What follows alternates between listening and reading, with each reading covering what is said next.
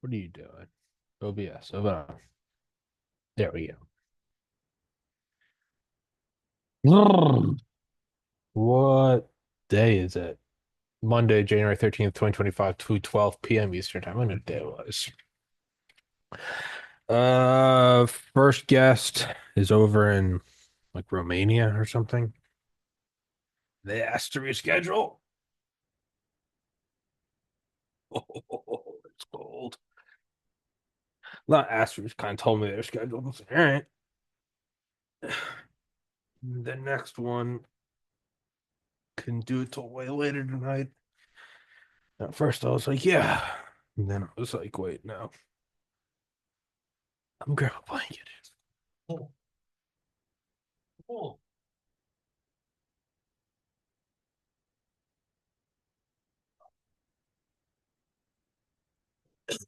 Yeah.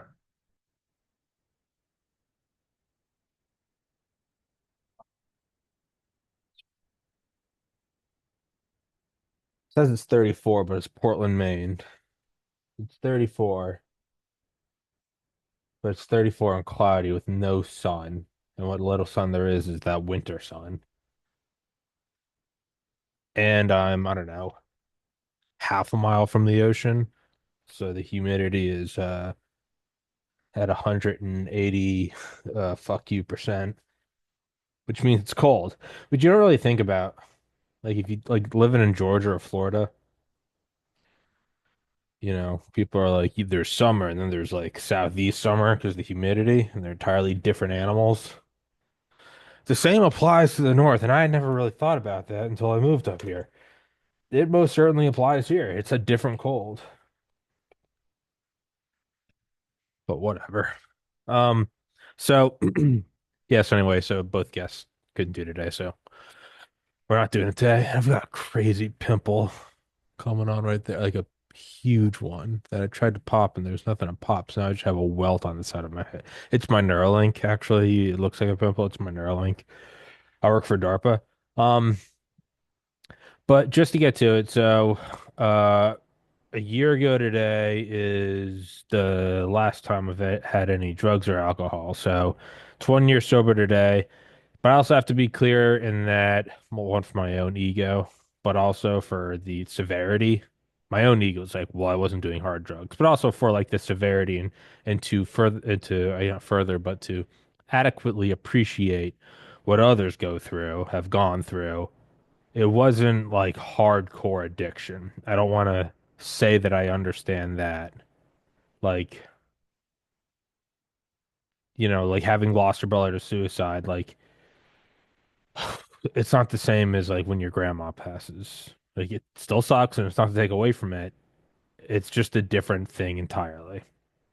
And I have buddies who served in Iraq and Afghanistan who had friends their age killed. And I'd imagine that I can't understand that. So the whole first and foremost, I just want to like more than anything kind of establish that like this is what happened to me. And on a scale of like 1 to 10, it was probably like a 4. So I don't want to because I know people that have overcome, injecting heroin, fentanyl, like legitimate, like, oh, you were on the street. Whereas for me, it was like I had to take like 2 weeks off from the podcast. Like it's not. And again, there's also my ego in there that's like, don't lump me in with them. But I think, and I would like to think more importantly, it's I can't understand that level. And I think it would be pretty inappropriate uh and insulting to imply that I did because I don't. Um, but so this is kind of for my own. This episode's for I guess for my own. I don't know timekeeping, if that's the right word. Probably look at this again in a year. Um, and also, I hope it can help other people. But so I'm just spilling stuff. What am I doing with my?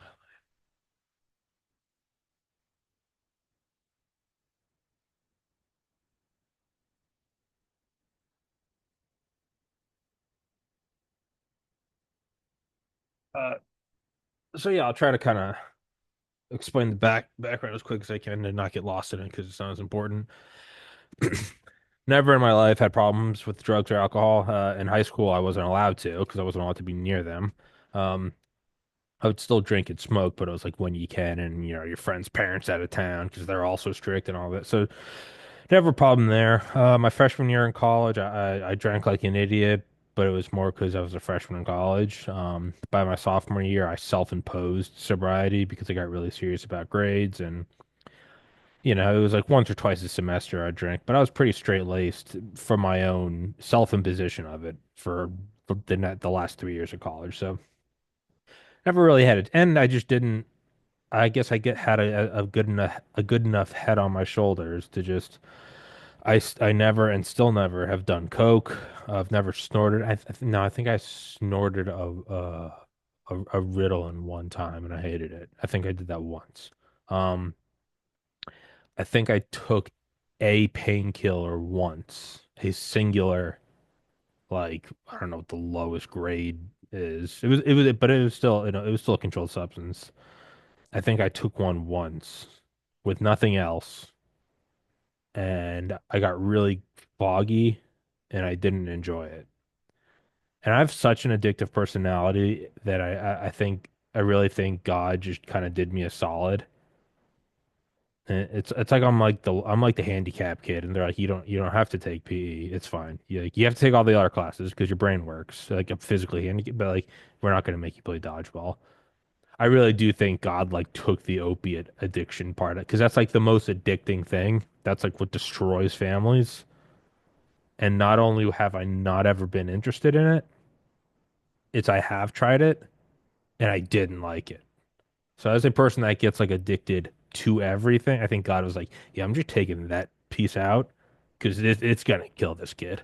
So even then, when I got my tonsils out in 2014, even then I didn't enjoy it because I was just constipated and I was like loopy and I was like forgetting conversations I was having with people. But it wasn't like alcohol where you were like too fucked up the night before and you're like, yeah, man, I don't remember that conversation. It wasn't like that at all. It was like I felt sober, but like I wouldn't recall like what my girlfriend at the time had said to me or like what my mom had said to me. Or I was like imagining conversations that didn't have so it just didn't like that at all. But it helped with getting my tonsils out. So really, yeah, really no ever like any real addiction. I mean, you'd smoke pot and and then I wouldn't because I would get, just get too high and that the whole pot story, just get anxious or lazy. Drinking I couldn't because in college I just, it's a day that I wasn't studying was a day that I was losing. And then even when I did drink, I felt that I'd have a hangover for a day, but I could feel it mentally that I wasn't as quick for like several days. So there's a lot of self-imposed sobriety that I think probably served me well. Um, no, yeah, no coke, nothing, really just drinking and alcohol. After my brother died in 2014, I went on a huge dose of benzodiazepines, which in hindsight I know is a huge dose. At the time, I knew nothing about it. Doctor prescribed it for me, which I don't fault them for. I think a lot of people go on stuff like after something tragic just so you can kind of function without completely dissociating. Like it's hard to go get groceries like an hour after you found out your siblings. I think it's meant to truly like keep you from going completely insane. Um, but I was on a huge dose. I think I was on 4 milligrams of clonazepam a day, and it helped. Now I was pretty like oblivious. I was kind of like sleepwalking for like 9 months, but I needed it because I was it just it was like the fire was too great and I couldn't even like process what had happened. Um, Now coming off that was awful. Um, I went cold turkey in January 2015, I think. Actually, probably about a decade ago right now. I went home to my parents' house for like 2 weeks or something and went cold turkey. My mom's a nurse, so there was no, constant monitoring. There was no worries about like, are you gonna have a heart attack? Because benzos and alcohol can do that. Um, but then even then, never really, I still had a couple hard years, 2015, 2016, spiraling downwards, not kind of hard years, I mean completely imploding like a star. But even then, I kind of I was self-medicating with like pot and food, which, as far as these things go, probably aren't the worst things. But eventually stopped those, moved on with my parents, 2016, blah blah blah. Lived there for 5 years, started the podcast, bada bing, bada boom, we're here. So yeah, but and then so I think it was it summer 2022, I think. I was actually hanging out with Don the Pleb and Dale at a mutual friend's place, and I got really fucked up and got a concussion. I fell and hit my head that night. And I had like all the concussive symptoms for like 2 weeks, light sensitivity, couldn't really think, couldn't really focus. Doctor said don't exert physically yourself. There's actually a couple podcast episodes I did where on top of my glasses I would wear these giant like novelty glasses just for light sensitivity. Um, I really rocked my head and I was getting panic attacks like once a week after that. And sometimes it would be after a night of drinking, and which is something I think I share with my brothers. So I guess something kind of happened with our genetics. We're like into our 30s, can't really drink, just have like panic attacks the next day, and not like light anxiety. I mean like full blown. I want to die. But I was getting them even without alcohol, and I think that was from the concussion. And that was every week for like the second half of 2022. And then it kind of dissipated it to like, ooh, I don't know, once a month in 2023. Um, it was just, yeah, just terrible panic attacks, and still had problems with like the rebound anxiety from alcohol. And again, not like Sunday scaries, like, ooh, I got, I mean legitimate like a medical panic attack, like hysterical. I mean like infantile and like not being able to function. Um, but I was still getting those in 2023, even without alcohol. A lot of them were from alcohol, but even without them, they would still happen. And so, funny, when did it? I want to say it started maybe in early 2023, where for maybe like a couple days at a time, I would go on. A psychiatrist would put me on. When I say the doctors put me on, I don't want to make it sound like, oh, they really screwed me. I'm an adult. No one put a gun in my head. I could have looked further into these things. And if I didn't, it's because I was being willfully ignorant. Like, I don't even want to know the downsides. So I'm not trying to say, like, well, they're my doctor. I'm saying they put me on it. I'm an adult. It was entirely, I own it entirely. Um, One on gabapentin, which I think is for nerve pain. Um, I don't even know if it's controlled. I don't think it's over the counter, but I don't think it's like controlled. It's like somewhere in between. Like you need a prescription, but like I don't think there's like you need your ID and like an evaluation and like the doctors are registered with the DEA because that's what benzos are like and opiates like there's federal oversight. Probably not a bad thing. But Tommy, I'm a libertarian. Shut the fuck up. It's not what this show's about. Um, Still just spilling water. Fuck this water bottle. It's the locals water bottle they sent me. What a ungrateful human I am.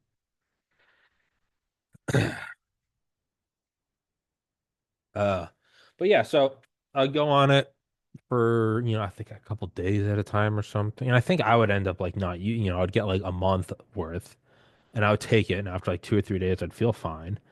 And my ML, which I don't even, it's stupid, but I don't even fully think is a bad, like reflexive thing I do was like whenever I'd get like a medication from a doctor that was psychoactive, had an effect. as soon as I felt I didn't need it anymore, I've done this forever, and it's probably retarded. I would just flush it because I think deep down, some subconscious part of me knows like just don't even leave the fuel around that can go up in a fire. It's like don't even leave something that could open the door to addiction. Um, and oftentimes it's retarded, and then I would need it, and I'd have to hit up the doctor, and they'd be like, "I gave you a month's worth. Like, this is addicts behavior." I'm like, actually, it's if I may, I'm actually retarded, and I flushed them. So I'm trying to remember, but it was such like a non-event in 2023 when this would happen that I don't even remember it that well. It was just like and it helped. Like I think gabapentin. I think you get it in like 300 milligrams. And I don't even think it's something you can abuse because your body doesn't absorb it. Like there's an upper limit to how much you can absorb. It's like a B vitamin where you just start urinating it out. I could be wrong on that. Um, but I don't know if I I think the only times I ever trying to remember when did Trump get that mug shot, the iconic mug shot? Because that does play a role here. Trump mug shot. August 24th, 2023. Okay, yeah, because I just remember like seeing that in like the meme world. So that was like the first time I noticed like a rebound from gabapentin. And again, it's not because it was like I took too much. That was the first time I think, because when I would get it, whether I'd get a month or a week at a time, I would use it for like the day, maybe the next morning if I still had like bad, like panicky anxiety. Like the thing about when you're having panic attacks is like your expectations are never, I want the panic attack to go away. You're just happy if it gets downgraded to an anxiety attack. Like you're like, okay, I'm shaky, but now I can go, do chores. You just want to like take it away from like panic attack where you can't even form sentences. I know I live in the middle of the city, but it is so rude that all these ambulances are just blaring their sirens. I'm a public person. Like they could ask 911 could call me before every emergency call and say, "Tommy, are you doing a podcast?"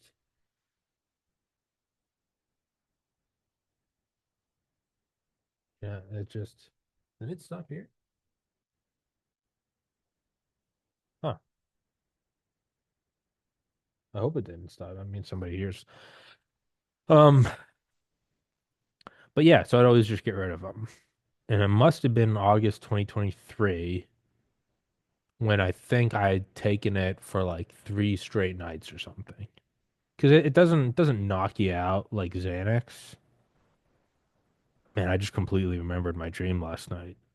I was doing a podcast and then I thought I wasn't recording and I freaked out at the end of it. And I interrupted the guest and it turns out I was recording it, but I completely threw off the mojo. So yeah, I'm an addictive person when I dream about my work. Um, so does everyone. I'm type A. Everyone has dreams about their work, you fucking narcissist. Um, but yeah, I just remember because I don't know why I just remember seeing that, and I remember having like bad bad anxiety like that day, and I had put two and two together very quickly. I was like, oh wow, that's only from 3 days of gabapentin, and I hadn't noticed it before because every time I'd use it, I'd only use it for a day, and I was like, oh man. And I think I had bought like a ton of ice cream. I was just trying to literally just trying to like fill myself up and go to sleep. Which I'm just a fucking fat ass. But uh yeah, so that was like the first time where it was like chemical anxiety. And it was just like, oh. And so I think because I'm trying to remember this, and I don't know how much of it I'm just like filling in right now, which is bad because it's not accurate. But I think I start to use it very sparingly. Um, And then I think it was around October, so like 2 months later, I had went back on it, was just still having bad anxiety. And I just remember thinking like, I'm trying to remember, I think I was on it for like a week. And I was like, I know it's going to be bad coming off, but maybe this is just something I'm on. Because you got to remember, it was so the anxiety, the panic attacks, not anxiety, the panic attacks. When I mean panic attacks, I mean like you don't sleep for 48 hours, you barely get out of bed, like you're just staring at the ceiling wanting to die. Like not breathe, like like my mom would call me and I couldn't stay on the phone for more than like 20 seconds. Like that's what I mean by panic attacks. So you gotta remember like second half of 2022 after the concussion, followed by like every month in 2023. So part of me was like, I was like 7 days into it, and I was like, well, the longest I've ever been on this is 3 days, and that was pretty bad coming off of it. Now I've been on it for 7 days, so it's got to be much worse coming off of it. But whenever I take this, I don't have panic attacks, and it's not a narcotic. It's not something hardcore like Xanax or clonazepam where it's like, yeah, well, of course you're not having panic attacks. You're essentially on like a pill form of heroin. Like it wasn't even that. It was something that like I didn't even have to see the doctor. Like I think even one time when I got it filled, I think they just like did a refill. I was like, yeah, no, your doctor's already written this, and it's like PRN, like use as needed. Um, Again, entirely on me. I'm not trying to blame it on anyone. Not the pharmacist, not the doctor. It's me. And the reason I'm so emphatic about doing that now, kind of with everything, is because for a long time after my brother died, I blamed everything on everyone, which was inaccurate. But even if it was accurate, it still doesn't change the fact that I was fucking up my life and I needed to change it. So that's why I'm kind of like over the top. Um, uh, you know, like I own it and this is my thing. But so yeah, it was like I imagined 7 days will be much worse than three. And it was also like, and I'm also not having panic attacks, but I'm also going about my life. Like if you're taking clonazepam every morning and night, you could be like, yeah, I'm not having a panic attacks. It's like, yeah, but you're also like slurring your words and you can't legally drive. Like you're fucked up essentially. This was different. It was like still going to the gym, still doing podcasts. And I can go back and look at those podcasts. Like, no, you still see them on point. Like, and I think part of me was just, it was like the fear of coming off of it, but it was also like, I'm not having these panic attacks anymore where again, like you can't, it's hard to breathe. Like you can't stand. I mean, you can't form sentences. Like, and so it was a combination of that. And it was like, yeah, all right, whatever. And it's like, it's not as intense as a controlled substance. So that was like, I want to say it was the second half of October, but let's just say for all intents and purposes, it was like October 1st. So it goes by the whole month, and like the effect of it wasn't coming down. It's not like I needed more and more, and I just wasn't having panic attacks. And it was like, this is incredible. Like this is incredible. Like I'm not, wow. It's like panic attacks are kind of like a sunburn. A sunburn's not like a sore throat where you take like a Tylenol and you got to wait an hour and then it kind of goes away. If you ever had like a true sunburn, you can't do anything. You can't even put clothes on. You can't sleep. You can't shower. You can't walk around. You can't go in the kitchen or the bathroom if there's steam. Like you can't do anything. And then once it starts to go away, you're like, "Oh my God, I'm never not wearing sunblock again." It's like that times 1,000, and it's not on your skin, it's on your brain. Is like what a panic attack is. So imagine having like terrible sunburns every week but you weren't even going outside. There was nothing you could do to control it. It's not like, man, I'm having panic attacks. It's just, I get up, I smoke some meth, and I walk down alleys in the middle of the night with my eyes closed, screaming racial slurs. And I'm always scared that I'm going to get attacked. It's like, well, it might be the meth and the walking around the alleys that are doing it. Maybe you should stop doing that. No, no, no, it wasn't. It was doing a podcast like this, and then you next day you wake up and out of nowhere your heart rate gets worth your heart rate quintuples. Like so imagine that and then imagine it just going away and not going away from some like it's like yeah, your sunburn doesn't hurt anymore. It's because you're in the burn unit at the hospital and they're putting morphine in your system. Like that's not real life. Imagine if that wasn't the case. Imagine if it was just like you found something and it just went away. And so for me, it was like that was the logic behind it was it's not a narcotic. I know that to a degree I'll be addicted to it, but these debilitating panic attacks are now gone. And when I mean debilitating, I mean like I had had friends drive me to the hospital. I don't mean like I got a case of the nerves. I mean like I need to go to the hospital or I'm gonna cut my wrists. Like that, like to the brink, like existential psychotic cracking of any state of,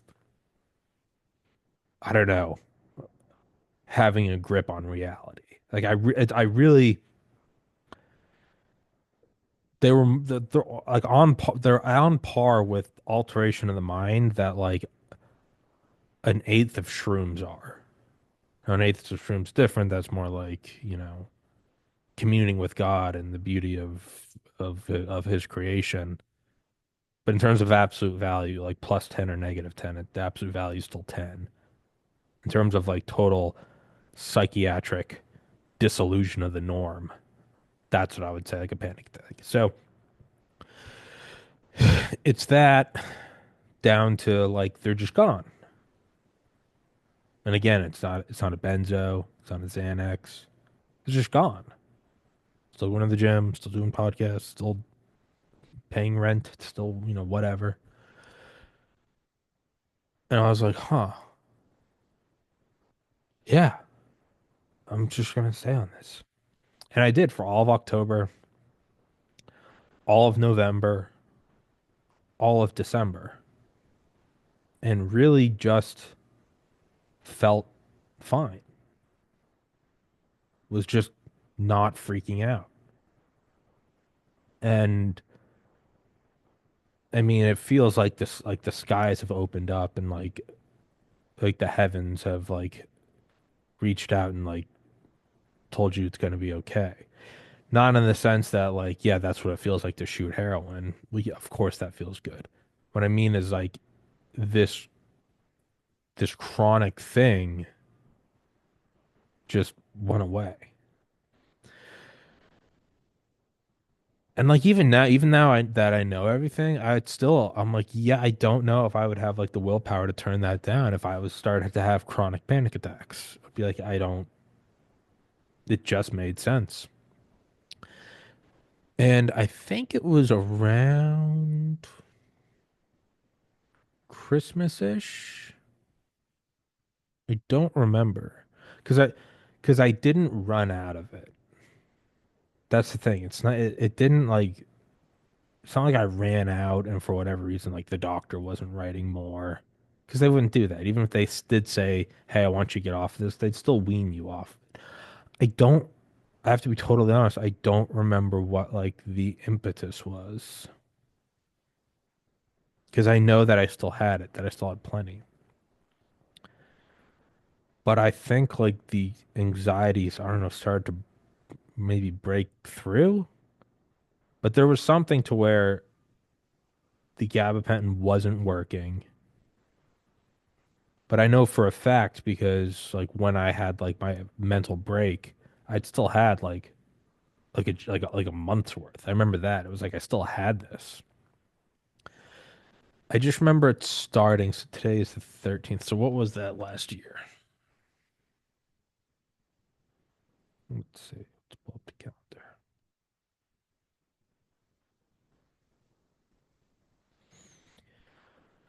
So the 13th was a Saturday. So I think it had started probably like Friday. Yeah, like a Thursday or a Friday. Um, and I can go back and like I can like read my and I don't even like doing it, but I can go back and I can like read my text to like there was like a doctor around this area that yeah, because it was the weekend, and I remember like I started to feel like I was just kind of like slipping, and I was like calling and emailing all these like psychiatrist offices around here, and like no one was picking up because it was the weekend. It was like the first whatever second weekend back in the new year, and like it was like we're out of the office. We'll contact you Monday, and it was just part of the thing with panic attacks is like your rational mind also just vanishes. So I think I think whatever it was, it probably made sense, but you're freaking out, and so it stops making sense. I gotta use the restroom. Sorry.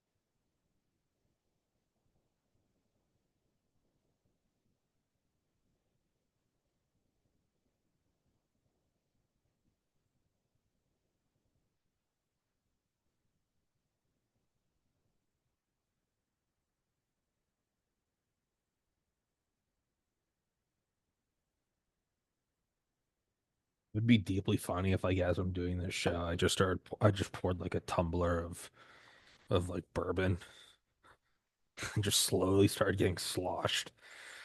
And, like, as the show wraps up to an end, I'm on the top floor. I just open up the window and like light myself on fire and jump out. Like, yeah, like, yeah, I don't know if that was a good PSA for sobriety.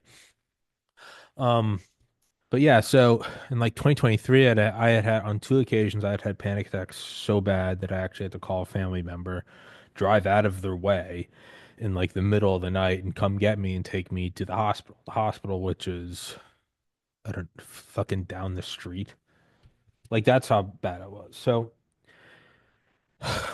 I'm trying to remember why I didn't just do that again for this. I don't remember. Which is just I mean I feel like I could chalk it up to just it's just like panic, like where it's like you're panicking so bad like you've had to tie your shoes kind of thing. So I just remember it was getting and it was like coming on over the course of like 12, 24, 36, 48. It was like coming on and I remember I can go back and like look at the text I was sending and there are times where I can see that I'd start to kind of come down and like okay, all right, I think Monday I'm just gonna go over to this. And so like there are these moments of like that looks like someone that's like planning. That looks like someone who's like not freaking out in this moment. It's like, okay, well, we're gonna go. You have a bad sunburn. Let's say you just have the worst burn ever, or you burn your hand. You're like, yeah, I just called the hospital. They're open. We're gonna go over there. This hurts like hell. We're gonna wrap it nice. We're just gonna white knuckle it. We're gonna drive over there. That's different from like somebody is on fire. You're not talking to them. They're rolling and screaming, or it's like what David Foster Wallace said, which I think he committed suicide long before 9/11. But essentially the idea of like when you're on the street and you look at somebody up in a burning building and you go, don't jump, and they jump, you don't understand just how hot the fire is. So I was having moments where I was like coming back down, and it would just oscillate. And I think at one point I started to convince myself that I was going to die. And I remember I was like so upset that I was gonna die. And I remember thinking like I I vividly remember thinking like, well, it's gonna be so hard on my family when I die.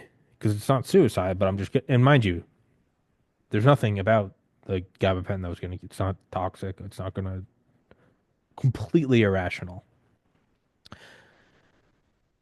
I just remember thinking like I was gonna die. And like not only was that gonna be hard on my family, like they were gonna have to come like pack up my apartment. And like that's just like insult to injury. Like that's just one of just moving sucks. Imagine having to move and it's like it was just again completely irrational. I remember thinking like, oh fuck, I need to get like a U-Haul or something.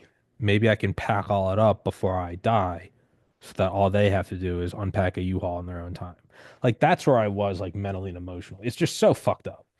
And at some point, I think so. If let's see, if so, what did I say? 13th was a Saturday.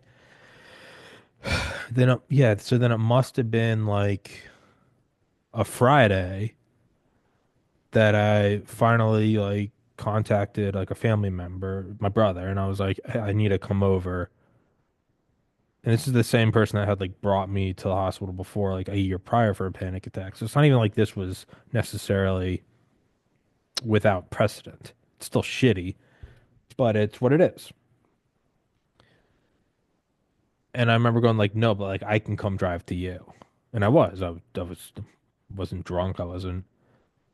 And so it's like there are these weird oscillations between it was like hysterical panic followed by like some semblance of rational thought of like hey, texting the doctor I know, be like, hey, I set up an appointment for this place, going to go there on Monday. Like moments of like, oh, you're that seems like you kind of have a grasp on like three-dimensional space.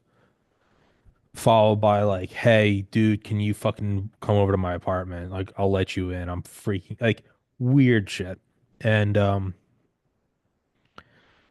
I don't know who makes gabapentin. I just get contacted by their lawyers, like cease and desist. Like you're really wrecking our product here. Man, or even better. Tommy, we have gabapentin 2.0. We'd really like you to try this. And I'm like, send it on over, Buckaroo. Um, but at some man, you know what this is? I know this is a free water bottle, but it is kind of shitty. I can't. There's no the lip. It sticks to the side. But this is kind of the meta theme of the podcast, actually, about how life does get better, but it doesn't get perfect. That's the whole arc I'm going for in this one. And I was gonna say, like, here is kind of the thing. A year later, my worst problems are like, I don't like how this water bottle pours. Is life perfect? No, I still have issues, like spilling water out of a water bottle. Is it as bad as, having a panic attack and checking yourself into the hospital? No, it's not, but it's still an issue. Right. So like that's the spoiler alert. That's how the show ends. So if you don't want to watch the end of it, that's what it is. Wah, wah.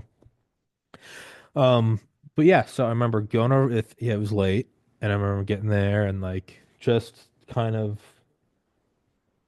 getting there, feeling a lot better that I was like, okay, I'm here. All right, I'm here. But I still just remember like pacing and just, when I'm like super like can't like I'm constantly like just like left like always like looking for I don't know like a fucking tiger coming to eat me like just always like up and down like wall ceiling floor left right wall ceiling floor walk left walk right walk forward walk back it's just psychosis. It's just utter psych. I don't wish it on anyone.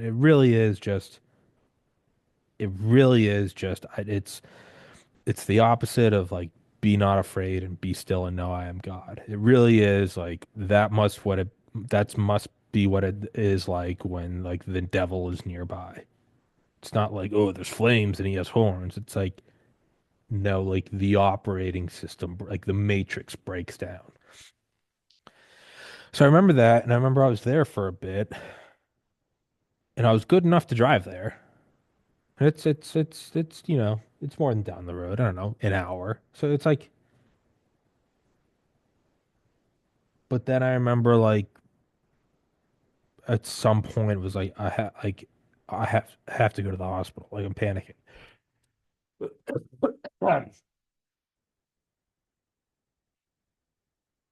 And obviously it was like, yes, of course. Like, all right, let's go. And I just remember it was like at night, and I just remember, and it was like it was nearby, wherever like hospital or clinic there was nearby. And I just remember like being in the passenger seat and like not even like almost not capable to like sit in a seat, which sounds retarded, but that's what panic is. So I certainly wasn't capable of driving. But I just remember that. And I just remember like it was like dark, like no moon, and like the only thing you could see was like the headlights on like the immediate highway, and was just that. And I remember it feeling like an eternity, and we finally got there. And then I remember I started to kind of come back down. I remember we were walking and it was freezing. And I remember explaining to my brother what I just told y'all about how I felt like I was going to die and how I needed to get a U-Haul. And I think that was rightfully probably upsetting to him, but like, yeah, and he just stayed with me. And I think at that point he knew like this wasn't a panic attack, like some or a normal panic, like something was fucked. And I remember going in and like we check in and like it was like out in Bumblefuck, which was actually great because there was no one there. So they bring me in, and I remember like sitting in the chair, like talking to like the inpatient, and she was like cool as shit. And she's like, "What do you do for?" And I remember my brother was like, "He does a podcast or whatever." And so there's these weird moments of like normally when it's like a panic attack, it's like it comes on, it kind of hits this crescendo, this apex of just like you break down to you either like lay there for like 2 days wanting to die, or you go to the hospital and then they give you a drug and then you come down. But there's never any like it gets crazy and then time out and let's get back to the crazy and then all right and cut, let's take five. There's never any of these weird like openings. It's like bad and then it ends and then it's over. This was so weird in that there were just these moments of I don't know, placidity, like placid, is that the right word? I don't know.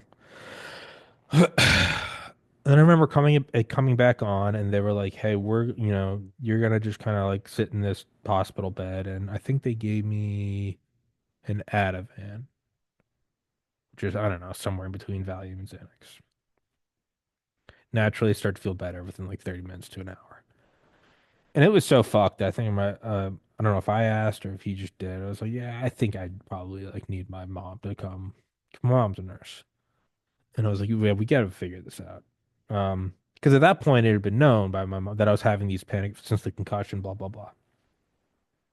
And so many times I just ignored it or like, well, it's gone for now. And then it was, it's here, and then it was back, and then it was here, and then it was back, and then the gabapentin helped, and it just blah, blah, blah, blah, blah. And so I remember talking to the nurse or something. Even there, I think I was there for like 18 hours, and I don't think I slept, but in my memory, it was like being there for like 2 minutes, which again just kind of how much the stuff all fucks you up. Um, but I remember essentially they were like you can't stay here. But this lady had walked in and she was like, there is an inpatient facility that is like the best, Maine has or New England has. Probably not New England because New England has Boston and then Dartmouth and all that. But they just like they notify us when they get an opening and they just got an opening, which was kind of like I guess for that, it was kind of like, hey, this is kind of like a miraculous thing. You might want to take it. And it was just like, at that point, I was feeling so helpless that I was like, I'll take it. Like, I don't even know what it is. And I think they were very good at not saying, I don't even blame them because I probably would have outright rejected it. They were very good at not saying it was a psych ward, which it was. And so, but I'm an adult. And so I couldn't have been signed in by any. I think some states have it. I think New York, maybe Florida have it where they, maybe California where you can be checked in by someone else. But I think most states you can if you're over 18. So I remember my mom coming down, picking me up and, taking me over there. And I had like, I think I just remember being under the impression that like that you might be there for like a day or something and you're not allowed to use your phone.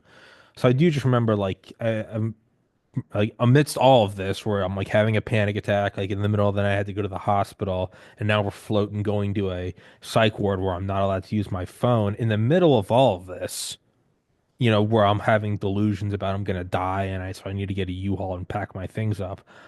There's there's just the also the point of like I need to make sure that my guest on Monday knows I won't be there. So if you guys want to wonder how much I give to this show, I give it all. Join the locals, join the Patreon, you cheap fucks. Um, but yeah, we go there, and I remember they came in like but I just remember like going and like my mom was there, and she was like, oh, I'll go stay at your place or whatever. And I don't remember. I just remember going in and like going in this like back entrance where there's like an ambulance, and I was like, oh, that's great. And I went in, and I just remember I had like a backpack, I had my meds, the gabapentin, and probably I don't know some like melatonin or something, phone charger, like whatever. And I remember going in, and I remember like you got to sign this, sign this, sign this, sign this. And I was like, yep, yep, yep, yep, yep, yep, yep. But you mind you, I'm at a point where I'm just like, I didn't know how like intense it was, but I was also at a point of like, yeah, I'm not doing well. And I don't really think I'm in the position to be like, hold on, what does that clause say? And I wasn't enlisting in the military, but there's you do kind of have these moments of humility where you're like, yeah, no, I fucked up, like whatever, yeah, no, I'd sign. And I remember that, and I remember it was like do this, and then it was like you go into this other room, and then it wasn't like you can't use your, it was like give us your backpack. Like, all right. And then I was like, and they're like, no, no, no, like leave your phone and wallet in there. I was like, all right. And then so that they won't be accused of like stealing shit, it was like you take this and like you put it in like, I don't know, it was like a lock box, maybe it was like a chest, I don't remember. And it was like you locked it or something, and it was like, I don't know, like you wrote down the password or something. I'm trying to remember. I don't know how much of this I'm filling in, but it was like you write down the password and then like give the envelope to someone, and it's like you're the only one that can get in there.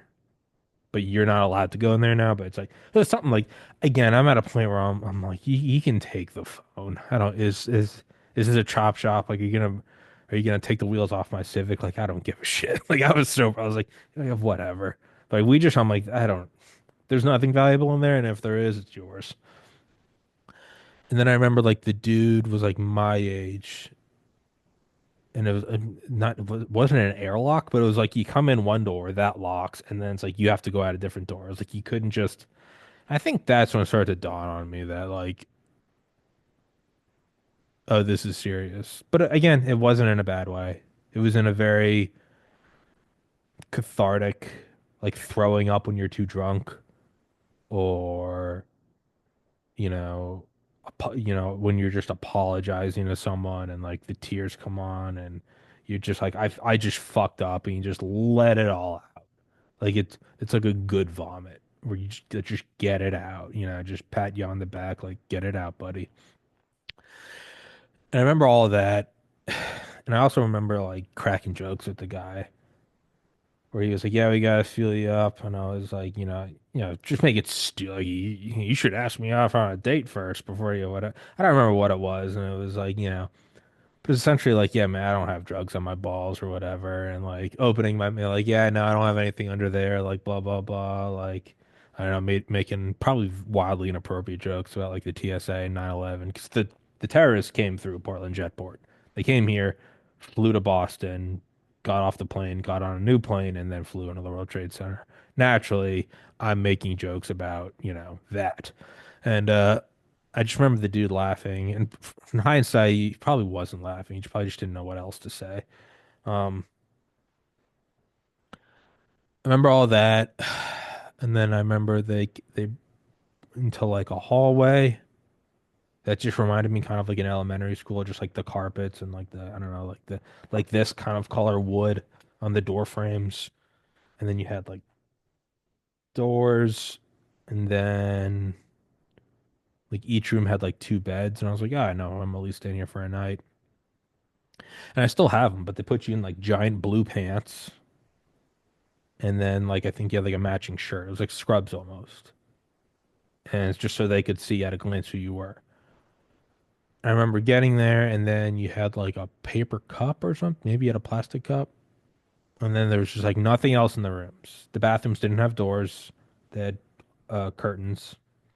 No, they didn't even have curtains. The showers had curtains. No, they did. No, the bathroom. Sorry, the doors were curtains, and the showers were curtains. Nothing else. The sink was like you tap it, you get whatever 10 seconds of water. Everything was tapped. There was no handles on anything. There's nothing you could break off and use as an object on you or others. And I think that's when it started to dawn on me, like, oh man, I fucked up.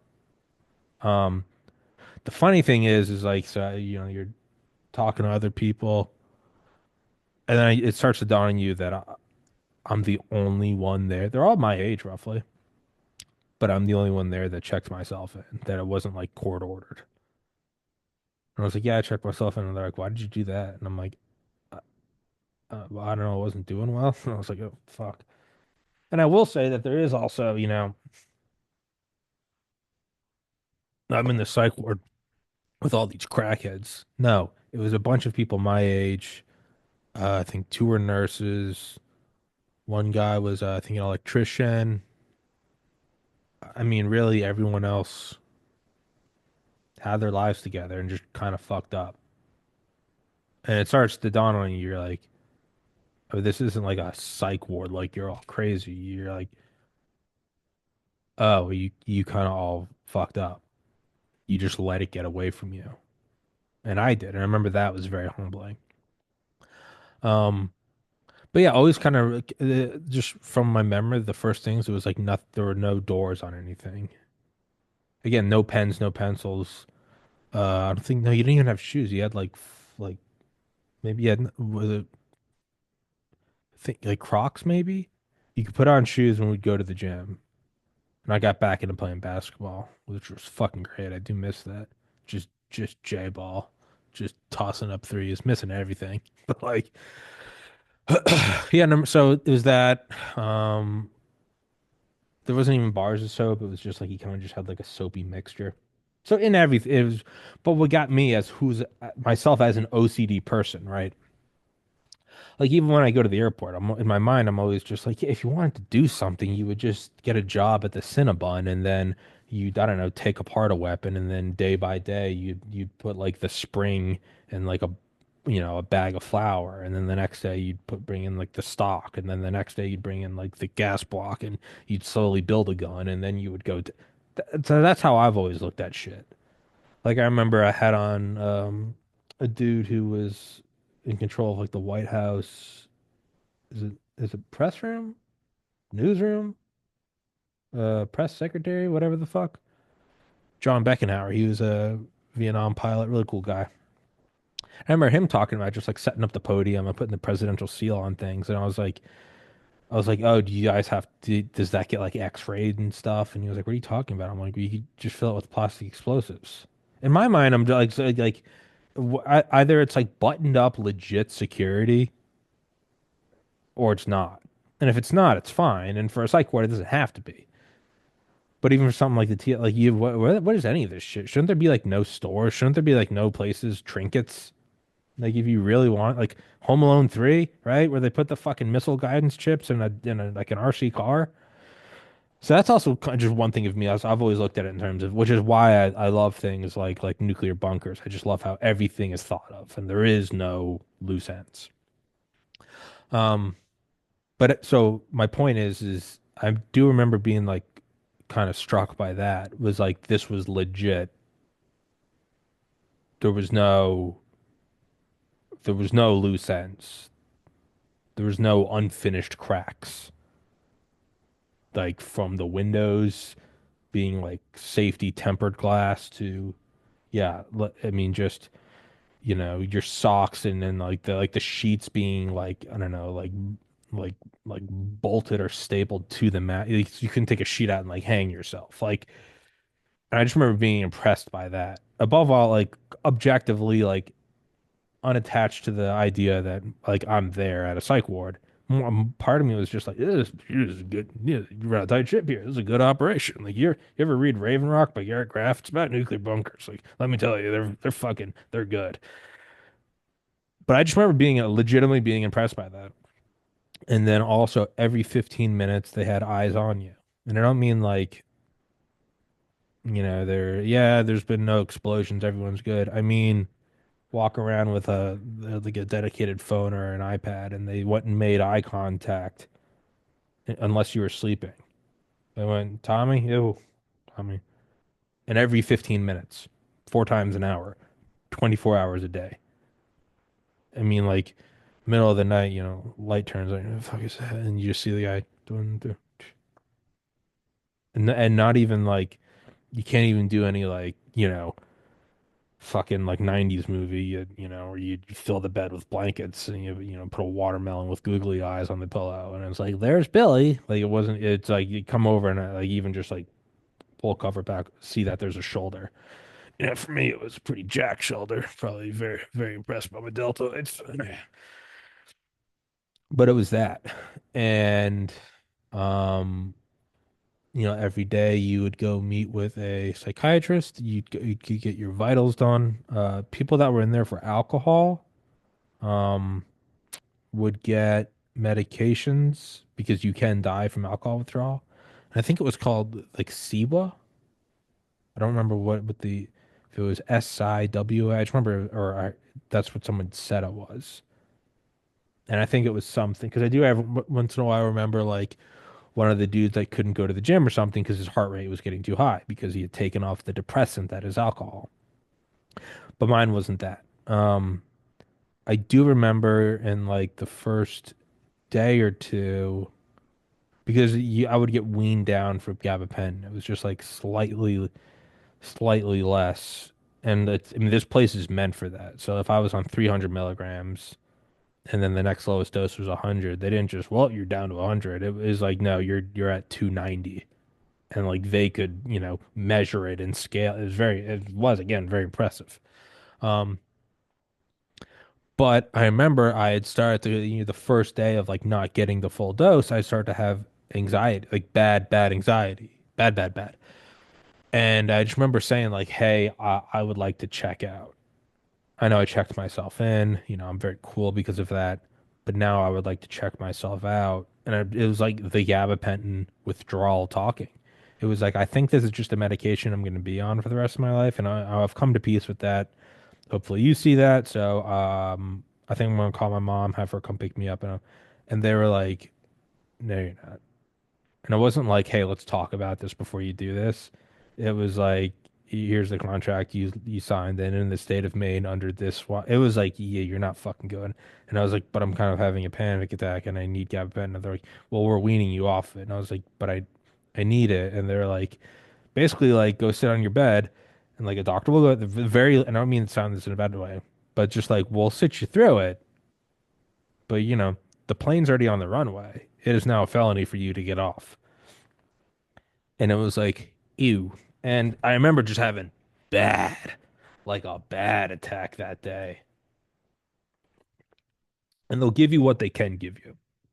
Propranolol, that's a beta blocker. Um, you know, 10 milligrams, maybe 25 of Benadryl, every 6 hours. I think they might have given you, I don't know, maybe like a like something you could get at the store. Any sort of thing that they might have had like L-theanine tea that like they would make you. Um, But it was also like, why don't you take a hot shower? Um, and every 15 minutes they will come check on you. If you're in the shower, fine. Hey, you got to poke your head out the side. There's no wiggle room. Um,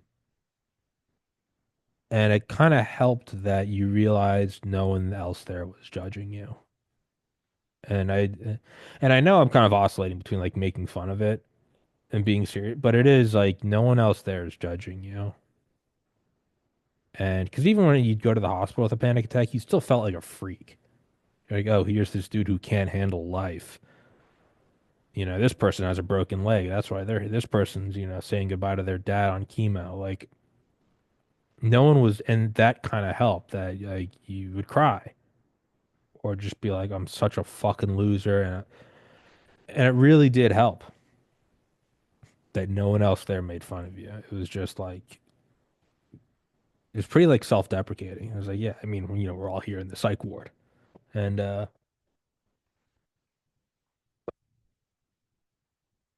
like it was honestly, now it sucked because I was still having panic attacks and, you know, I would find myself like scheming. I'd be like, instead of being like, can I have more gabapentin? I would kind of like lay out like why I felt this way and what I had done in the past. And historically, I'd found if I did this, sometimes this would help. And if a hot shower didn't help, well, then, my doctor would give me a gabapentin. So if you could just fucking, if you could just like fucking build up.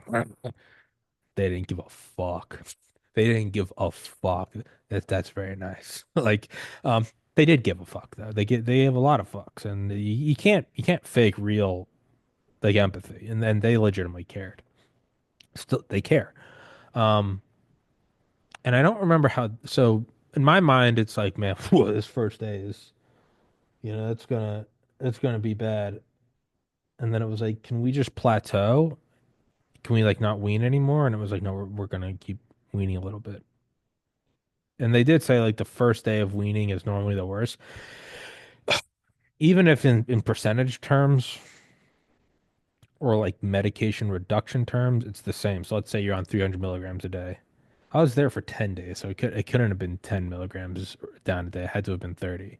So the first day you go from whatever, 300 to 270 or however many times a day you would take it, you know, you know, if you take it at 8 a.m., noon, 4 p.m., midnight, whatever. If you normally on 300 each time, they brought you down to, I don't know, like 290 or maybe it was 270 or something. And they did say, and I don't know what the reasoning or the explanation, or what, not reasoning, but I don't know what the explanation is behind it, but it was true. It was like the first day going from 300 to 270 will be much more difficult than going from 270 to 240. Even though you're still dropping, there is something about it where it's not as bad. And it wasn't. You're still a little. Ooh, but number one, they're not gonna give you shit. You can't have your phone. There was a pay not yeah like a pay phone. They give you like a quarter, and you can call, and they let you know we're listening. Call your mom. That's fine. We're listening. There's no, and it's out in like the public area. So I mean, you can kind of talk in your be personal if you're not trying to have everyone else hear it. But there is someone listening. So I mean, internet fucking like. I mean, I think it was like middle school. It had access to like Encyclopedia Britannica and like I don't know what. Like I don't know, like Mavis Bacon like learn how to type. You couldn't go on like the internet. You couldn't go to Google or YouTube or Twitter. You couldn't do any of this. And that was out in the open, screen facing everyone. There was nothing you were fucking doing. Nothing. And yeah, so I remembered being in there and like you start to accept that this is where you are. And I remember me being like, when am I going to be out? And they're like, well, when you're off the drugs. So, do you want to wean off faster? And I was like, no, I don't, because I don't have a panic attack. And I was like, well, at the current rate, you're going to be here for about 10 days. And then you're like, and there's no point in fighting because they've already shown you that you're checked in legally. And then it's just kind of an acceptance. You're sitting there, you're in fucking scrubs. You are allotted like a pen to draw on, but it's like a squiggly pen, with like a dull end. And you're there and you're going, even though I checked myself in, like I wasn't brought here in a cop car, you do realize that you have been completely neutered and had your wings clipped so that you can't kill yourself or others. With no pun intended, which is a fucking sobering moment. You're like, ah, no one made me go here. Ooh. And I remember I was like kind of angry that I was like, because after the second day, they're right, you didn't get panicky, and you were a little shaky, but the whole thing about it is there was no other obligations. It wasn't like, well, fuck, I'm shaky and I have to do this podcast, so maybe I'll just take a gap pen so I don't. No, there was nothing. It was like, if you feel shaky, it was like, be shaky. It was like, I just want to sleep through this. Go sleep through it. It's 11 a.m. Go to bed.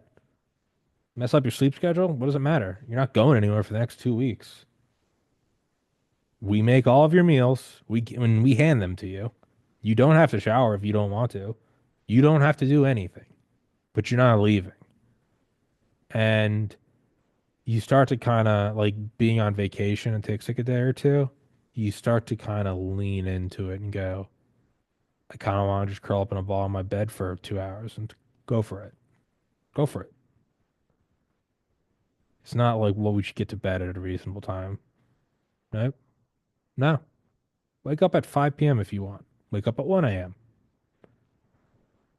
Oh. And you don't have to do anything. You don't have to go to like the little workshops. You don't have to go hang out with anyone. And it took me like, I don't know, I want to say like 2 or 3 days to where I started to go hang out in like the common area and go to like the workshops. There's like, where it might have been 15 or 30 or 45 minutes.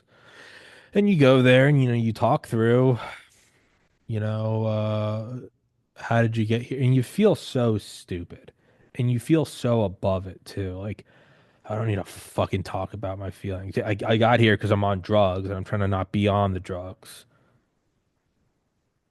And then everyone else is here too. And you're clearly all here and not doing it at home. You're all in bright blue clothes, so you can't be mistaken or hide from anyone, and there are no sharp objects around you. So maybe you're not above talking about it.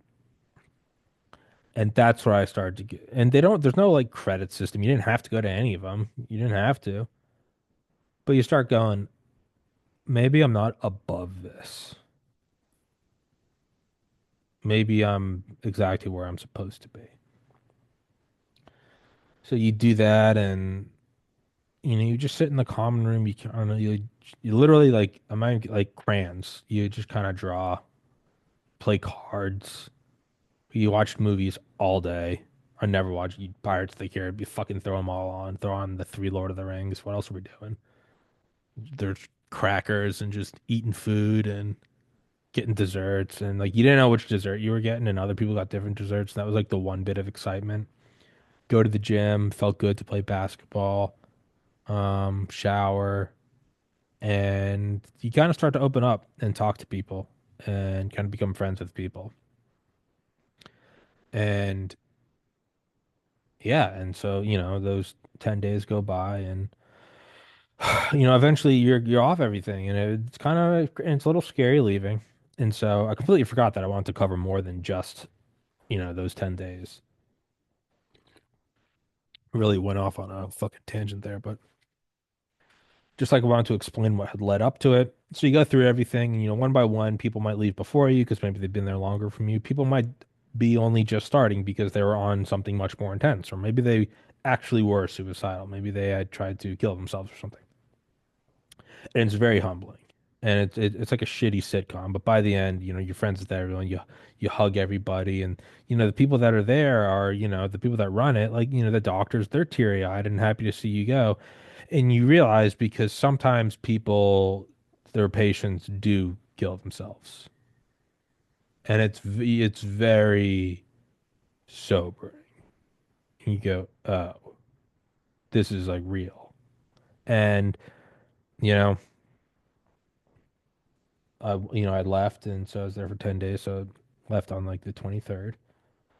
And I came home, and like that was, it was very scary. I think my mom might have stayed with me for like a day. I don't remember, but it was very scary.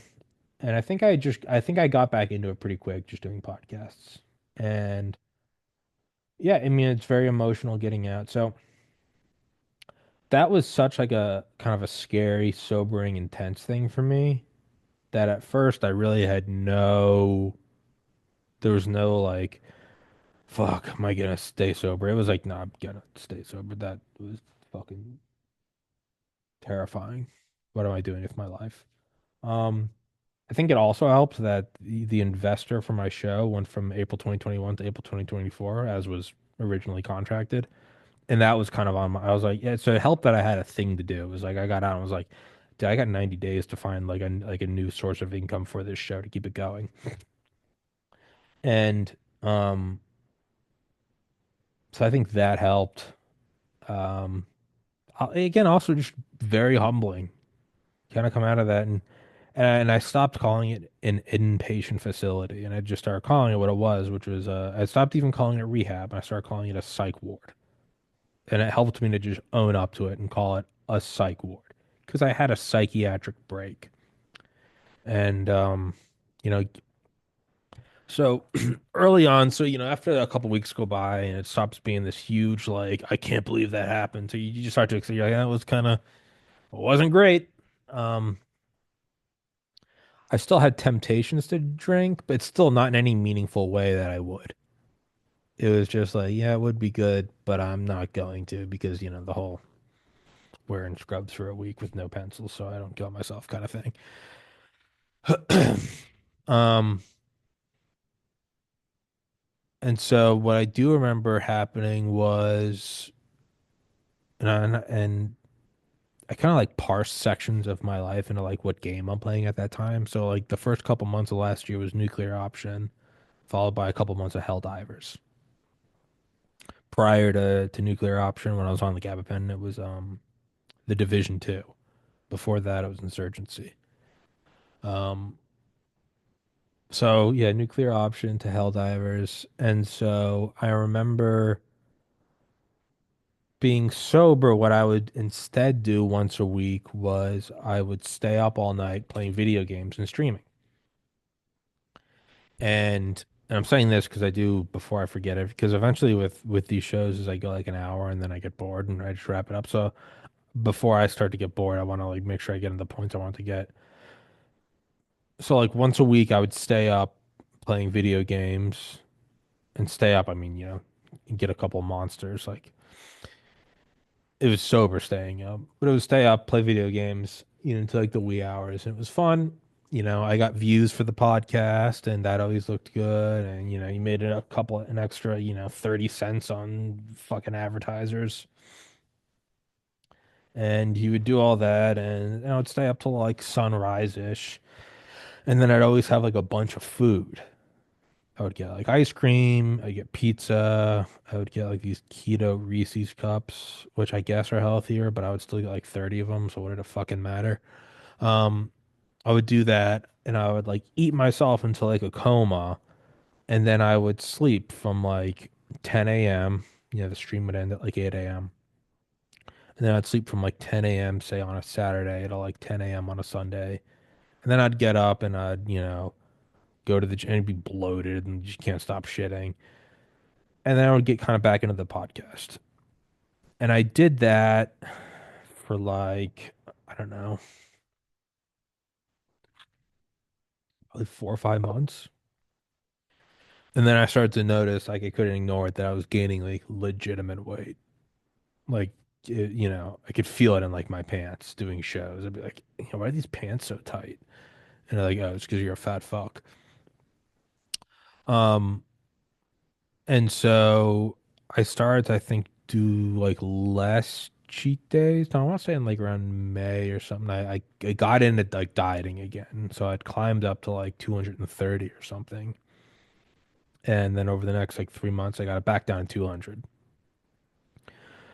So I don't know, it was April, so I don't know, May. So I don't know. I noticed I was getting fat around like April, and then it was like May, June, July. I did dieting. So it was get out of the psych ward January 23rd, and then the rest of January, February, March, like April-ish. It's like the once a week up all night playing video games, followed by a bunch of food. And that would make me super sleepy, which in a way was kind of like my drug. And then I would sleep, and that was kind of a drug. And then I would get back to it. And I knew it wasn't good to do at the time. I had no illusions about that, but I just remember thinking like it would always come back to like, hey man, you were in a psych ward. I think you just kind of got to stack the little wins wherever you can. It's still very like, yeah, you know what? Because I would get cravings and I live by myself and I'm an adult. Like I could very easily get fucked up out of my mind and no one would know, wouldn't disappoint anyone. And I was like, no, I need to not do that. And so, and the way I would do that was I would sort of get fucked up, if you will, on something else, playing video games all night instead of getting a good night's sleep, not going to the gym, and eating pizza and, whatever. And that was all, whatever. So I did that for, January, February, March, April. So I don't know, for 3 months. Noticed I was getting fat and then started dieting again for like 3 months, but was still doing the once a week game streams where I'd stay up all night. Um, and then I moved apartments in July, I think. And that's when the dieting stopped. But I still, yeah, so I went up to like 230 in April and I got down to 200 by like July, I think. And then I think I had stopped staying up all night for the game streams. And I don't know what it was, but decided to. So at first, where it was game stream and food, then it had just turned into game stream and not food. And then for whatever reason, I switched them. For whatever reason, because I'm a fat ass, that's why. But I switched them to. I think I decided it's better to get 7 nights of normal sleep a week and still eat some food, even though it's clearly binge eating and I'm weight gaining. But I think I was getting. I'm trying to remember because I know I would get little bouts of anxiety after I'd slept for like 20 hours. Probably somewhat in the same general universe of gabapentin and alcohol, and that it is something that depresses you. So when you take off the depressant, you rise, and that your nervous system kind of goes crazy. Take the weights off the barbell, and then it feels really light. That's why. So I think it was that because I was like, why am I still having this anxiety? Well, maybe it's the whole staying up. It does fuck up your brain. Like you're not supposed to do that. It's not natural. Um, so I stopped doing that, but I could still feel like I need to do something. And I know myself, and as I do with the podcast, I know I'm a smooth talker, and that includes talking to yourself. And a very not few, a very unfew fucking word I'm looking for. A couple times I got very close to talking myself into just having a couple beers. I really did. Podcast is doing well. I'm 5 months sober. I'm 6 months, or I'm 7 months, and those fucking alarms out there. Don't they know this is my city and you are interrupting my podcast? No, I mean, for all I know, it's somebody having a panic attack. Yeah, there's a ambulance. Um,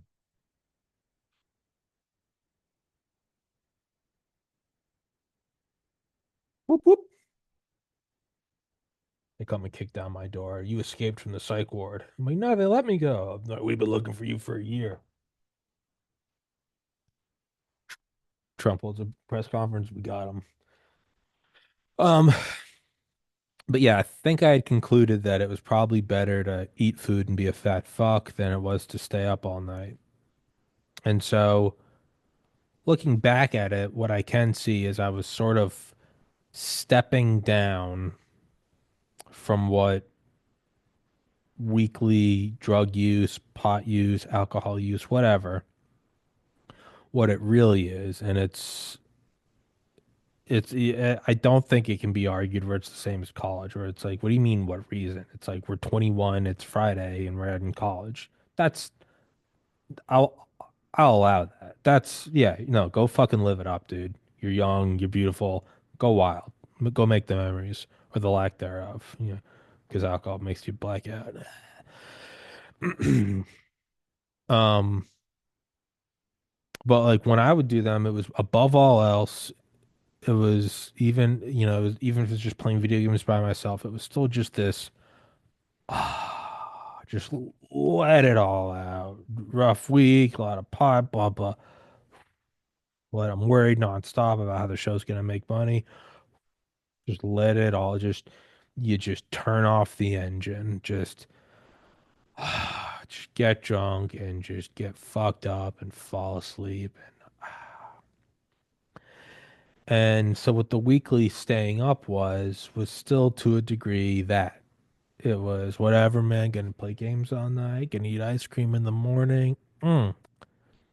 And then I wasn't getting panic attacks, but I was noticing that I was pretty distinctly anxious after like a huge night of sleeping. Or it wasn't like a lot. I mean, it was literally I'd sleep for like 24 hours. There was, and I can only imagine that it's like it's number one, not natural to stay up through the night, to stay awake for 24 hours. That's got to have some sort of wear and tear in your brain. And then nor is it to sleep for 24 hours. So but that was nonetheless my indulgence, dopamine indulgence or adrenaline indulgence. It was indulgence in that no, I stay up for 24 hours and then I sleep for 24 hours. It was something bigger and grander than the everyday. So even if it wasn't alcohol, it was still a thing I was doing. And for a while, I just remember, I like, and that wasn't lost on me. I knew that's what I was doing, and my logic was, is this has such a smaller impact, a smaller footprint than getting fucked up, than drinking, smoking, gabapentin, whatever. I would still say objectively, I'm correct.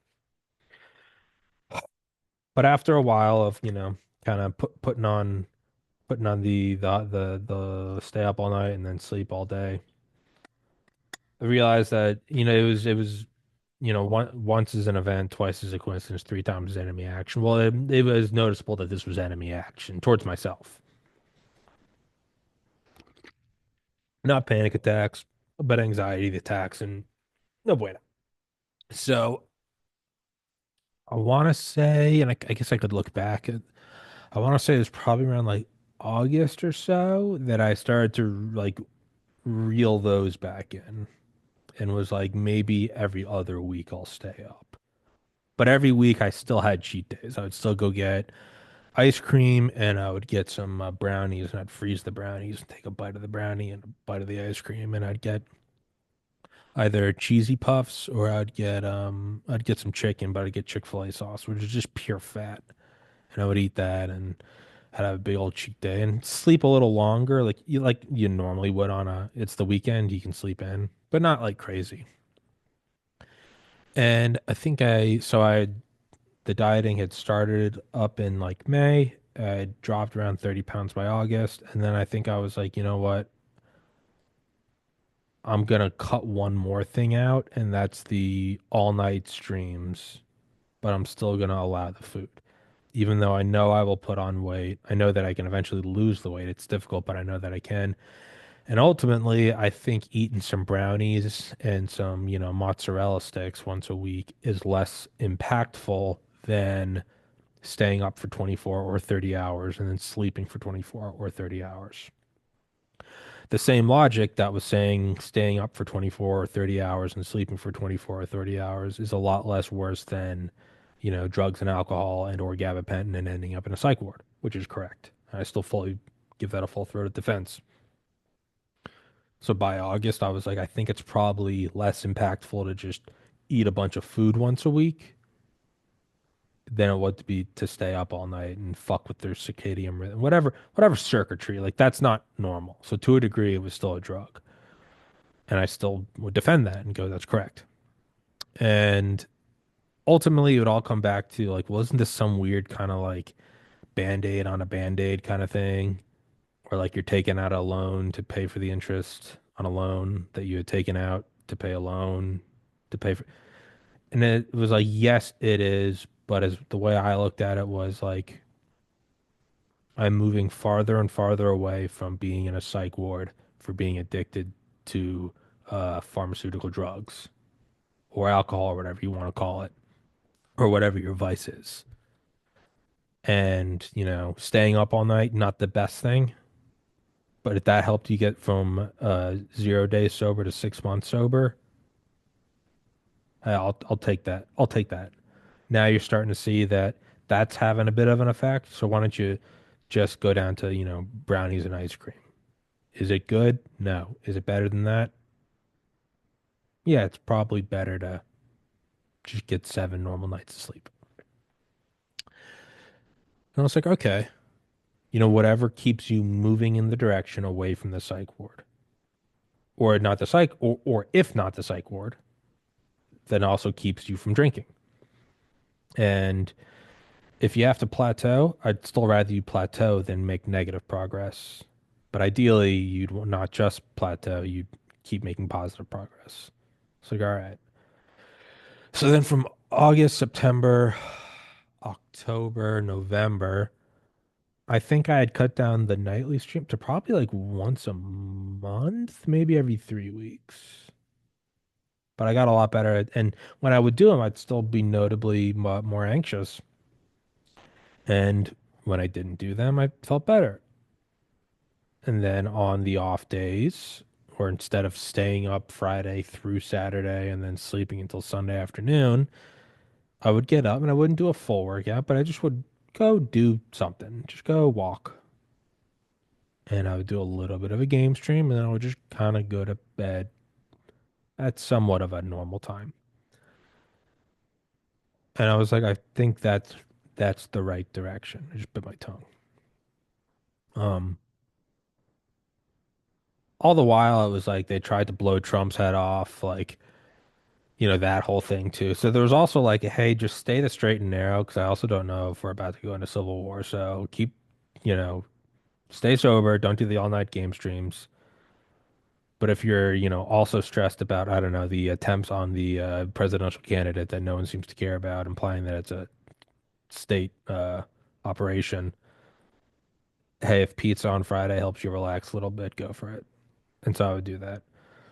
And then by I want to say like Halloweenish November, I realized I took a video with my shirt off and I was like, man, fuck, I'm up to like 230 again. And because I have a lot of muscle, it's easy to hide it ish, but not all of it. And I started to really like just feel bad about myself. And for the record, as I should have, as I should still, you should feel bad when you're fat. You should be bullied. Ultimately, it's for good. And so I started dieting again in November, but instead of switching back to, well, if I'm not going to diet, then I should at least do weekly game streams. So whereas at first it was weekly game streams and diet, then it was, or sorry, weekly game streams and cheat meals, followed by a stretch of um, just streaming, no cheat meals, and then flipping to cheat meals, no stream. Instead, it was like, well, why don't you lower the cheat, or no more cheat meals, and maybe you also don't do the all night streams. Now, if an all night stream happens organically, I'll still do it because I am gonna enjoy life. But I didn't like factor it into my week. Like 2 nights ago, I did an all night game stream because it was Saturday. I'd woken up at like 1 p.m. Sleep was already fucked up, and I was just legitimately just having a good time by myself playing games till like 2 a.m., 3 a.m., 4 a.m. And I was like, I'm not tired at all. Why don't I just stay up till sunrise? And I did. And honestly, I still had a fucking great time. Woke up today. Did I have some anxiety? Yeah. In the first couple hours, I did have some anxiety, which is why ultimately I think it's probably best to not do those all night things. But so ultimately, I started to move to this whole not stay up all night, and then not binge eat either. And just, well, then where's the release? So you eventually have to come down to, well, why do you, what is the release? The release is some sort of like parachute. Alcohol and weed is a very strong one. Benzos are a strong one. Okay, well, you go to the parachute psych ward and they say no more parachutes. So you try to move to smaller parachutes, up all night streaming and food. After a couple months of that, you cut out one of them and just do the all night. And then after a couple months of that, you cut out the all night and just do the food. You move into smaller and smaller parachutes. Finally, you go, well, if I'm not going to do any of those parachutes, what am I going to do for a parachute? And he goes, well, maybe every week we should perhaps observe, gauge, and report what is causing the need for the parachute. Why are you coming in at reentry speeds?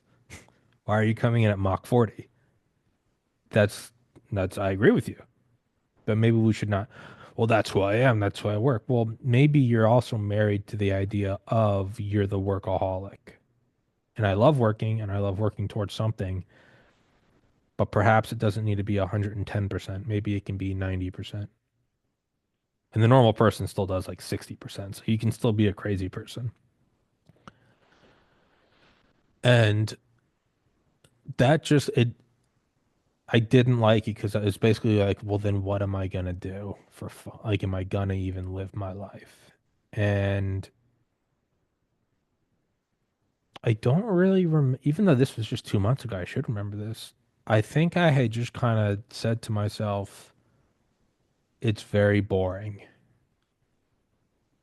and that's okay because I did go to a psych ward, and that's something I can't just write off. And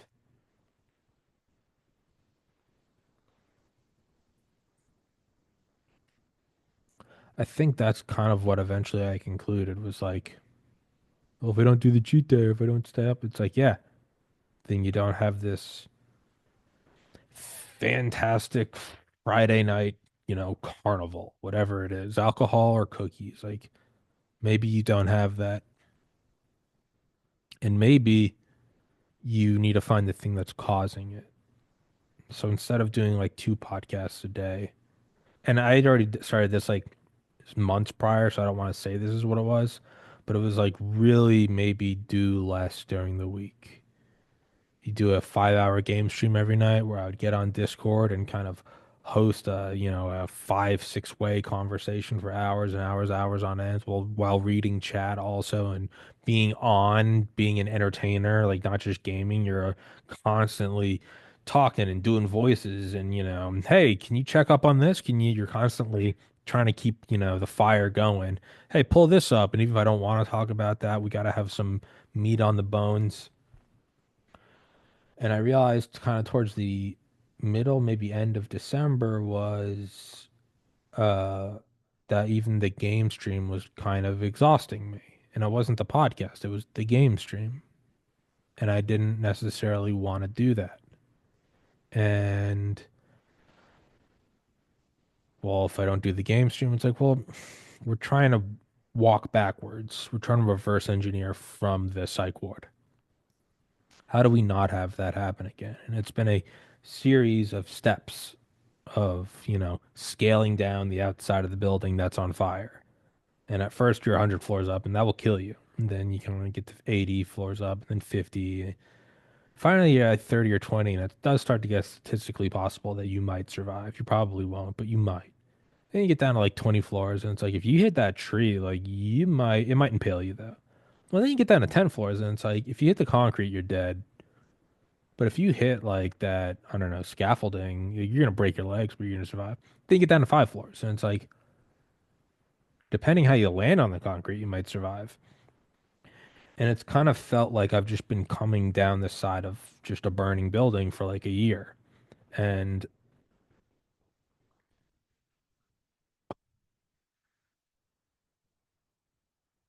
kind of examining each step and trying not to have an emotional reaction to it, and also trying not to factor in the inertia of my previous behavior as a meaningful counter argument.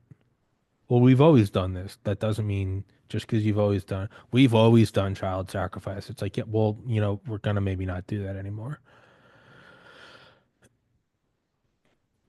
And as I kind of descend the mountain, I think that, yeah, the most recent iteration in that has been I enjoy doing kind of game streams by myself. I still love all my friends that I've made through that, and I'm still in like a group chat with them. But I'm real, and just for the right, it's not this. None of them have made it, so I don't want to do it. None of them have pressure being did. Not at all. They're all great people. Great people, the very best. No, I'm just realizing like that was kind of, and when I first kind of thought about that, I was like, that's not good. I thought the podcast would be exhausting me. The game stream is what, but stop examining it emotionally. Just started. I don't care if the answer is A, B, or C. It's which one is the answer. Don't project what you want on it. Examine it as fearlessly as you can. And so I did that and slowly dialing back the game stream to where it's, maybe I don't want to host a conversation for 6 hours. Maybe I just kind of want to play a game. Maybe I don't want to also read chat or, at least Discord, it's people I know and I invited. Chat, someone comes in, you never know who's there to just pick a fight, which is fine. It's not real. You just tell them to fuck off. But even then, you're still inviting people into your mind. And kind of realizing like, hey man, it is fun and I think I still am not I think I'm gonna keep gaming and streaming that. I don't know if I need to include every person I know all the time on it. And so kind of the purpose of all of this is not just, so everything I told you guys over the last hour, 2 hours, whatever the fuck, how long this has been, is applicable to me, and it's all stuff I know. Clearly, I'm not looking at notes. Like this is my life. Wouldn't it be funny if I made all of that up and I did have notes and I was getting very defensive? I'm like, I didn't storyboard this. I didn't hire some writers. She got very defensive about something that no one accused me of. I did go to a psych ward. Don't call them. I was there. I checked in under a different name. Ro Robin Hood Superman. But like obviously that's all stuff I know. I want to put it up so I could look at it again in a year. But also for people that are, dealing and first and foremost, I'm not a doctor. You need to get professional help if you legitimately have a problem, especially if you have something that can kill you by going through withdrawals. Going cold turkey off weed can't kill you. You're probably not going to sleep well. You're going to be cranky. It's not going to kill you. You're going to have wild dreams. You're never going to feel rested. Your dreams are going to be crazier than your day. That's not going to kill you. Benzos, alcohol, painkillers, withdrawal can kill you. Cold turkey can kill you. It can shoot your central nervous system through the roof. If you're on legitimate hardcore things that I've never touched, I can't help you, and I don't know if my advice or my story applies to you. Some stuff it does. If you had a similar experience, it might apply to you. But once you get to higher and higher levels of hardcore drugs, I don't know that life, and you might need advice from someone who has. So maybe it is applicable. I don't know. I, car crashes and plane crashes are not the same. You put on your seatbelt in the car, it kind of doesn't matter what happens in the plane. You're dead. So my point is like it might not just be that those drugs are my experience turned up a little bit. It might be something that is categorically new, that is independent from my experience entirely. Um, But yeah, so for those that do have a similar experience, and this isn't me saying, hey, if you have an experience, I want to hear about it. Drop it in the comments. Number one, I should be very, very honest with you because that's how I actually care about you guys is that I won't sugarcoat it. I don't give a shit. I'm not going to read the comments. I don't care. Don't email me. Don't tell me. I don't care. Or you can tell me if it helps you. I don't care. I'm not gonna. If you guys had a similar wacky story, drop it. No, no, no, no, no. No, no, no, no, no. I don't give a fuck. What I want you to do is join the Patreon and give me money. Now that's what all content creators do. I get to at least give you the fucking human respect and decency to not sugarcoat it in something else. All right. I'm not gonna fucking flirt with you and talk about, ask about your job. I'm gonna be very honest and say, would you like to have sex for money? It's hey, you're welcome. Because that's ultimately what everyone's doing. I'm just not gonna waste your time. So don't drop a comment. I don't care. I do care in that, hey, I hope your life's better and I hope you find God and all that good stuff. I don't care in that I'm not going to read the comments. I'm going to vacuum after this because I mean, I vacuum once a week is what it is. Um, what was I saying before I started berating you? Oh, but I mean, just in terms of my experience, I hope that because several times over the years I've tried to get so, and again, I guess the reason why I imply me getting sobered, I was never like an alcoholic that I had to have a drink every 3 hours. Like that was never the case. I'd have bad experiences with alcohol, but it wasn't something that I was drinking every day for 90 days. It would be like, yeah, no, I drink for 5 hours straight, and it's like, well, that was my problem. But so when I say I got sober, I really I can't fully say that and mean it because I don't think I had been to a level that was sincere enough to where I can even call it getting sober. Technically, I have now been sober for a year. It really wasn't that whole thing though. But whatever, maybe we can say it is. Um,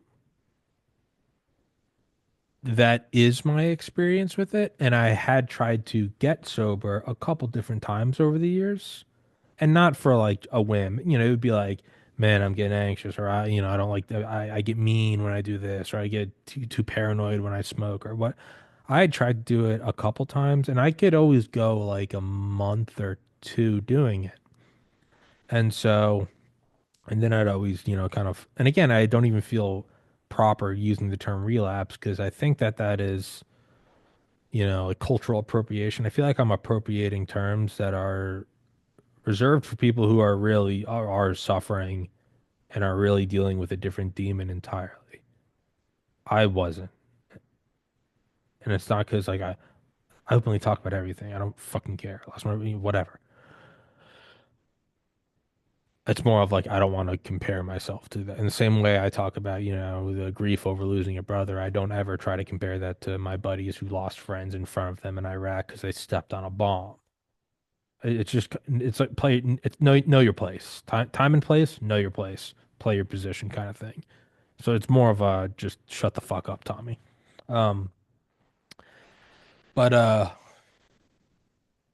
I tried to just cut off, a couple times over the years, and I would work from anywhere from a week to I think the longest I'd ever really gone was I don't know, like 2 months maybe.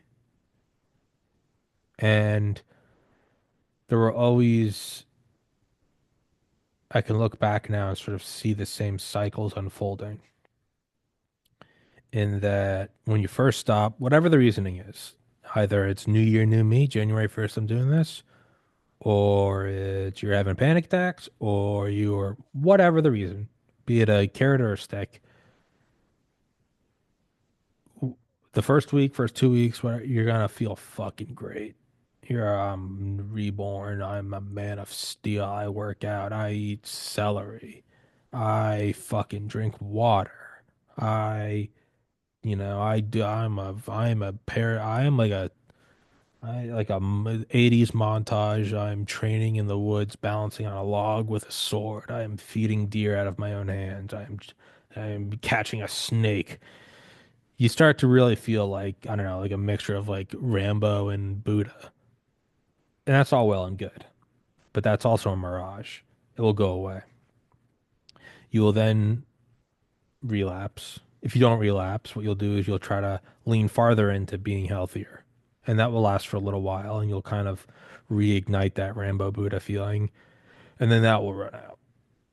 And you will either out of boredom go back to it, out of a subconscious love of self-sabotage, For me, I mean, in hindsight, I can say that probably a big amount of it was self-sabotage. I fuck up my life, and then I'm like, I gotta fucking get this anxiety attack under control. I got a podcast to like.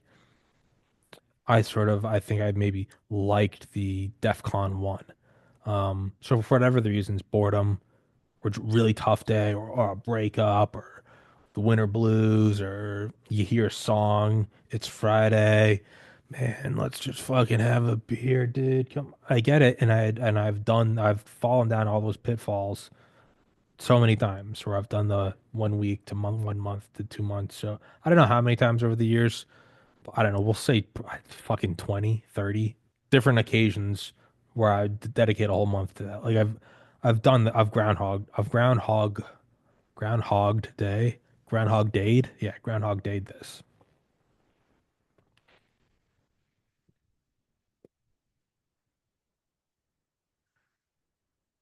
Well, so then what's the difference? What's the secret? Now, you've done it. What is the secret? Once you get to X days, once you get to X months, you start to feel great, do you? And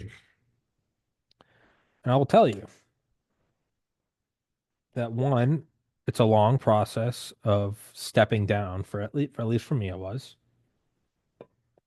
I think if I had immediately just gone sober and not done the cheat days and the game streams, I probably would have relapsed, and would have been stuck in that cycle for however many, years or entire lifetimes. For me, it was the stepping down process, and it was also a coming to peace with that it doesn't feel great. There isn't some like I'm sober and every day I'm alive and the glory to God, and I'm like, no, it's still like life sucks and that the human experience is suffering. Like it's just what it is. And you go, well, I don't get it though. I've been sober for 6 months. Like I thought I would, lose 90 pounds and be the president, but it's like, yeah,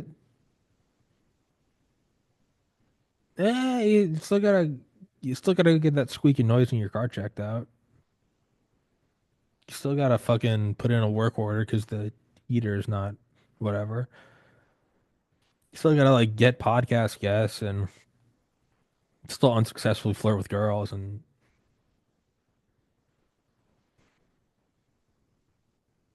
you still get this is a cool game. You will eventually get bored of it. You still have the arguments with family or friends or whatever.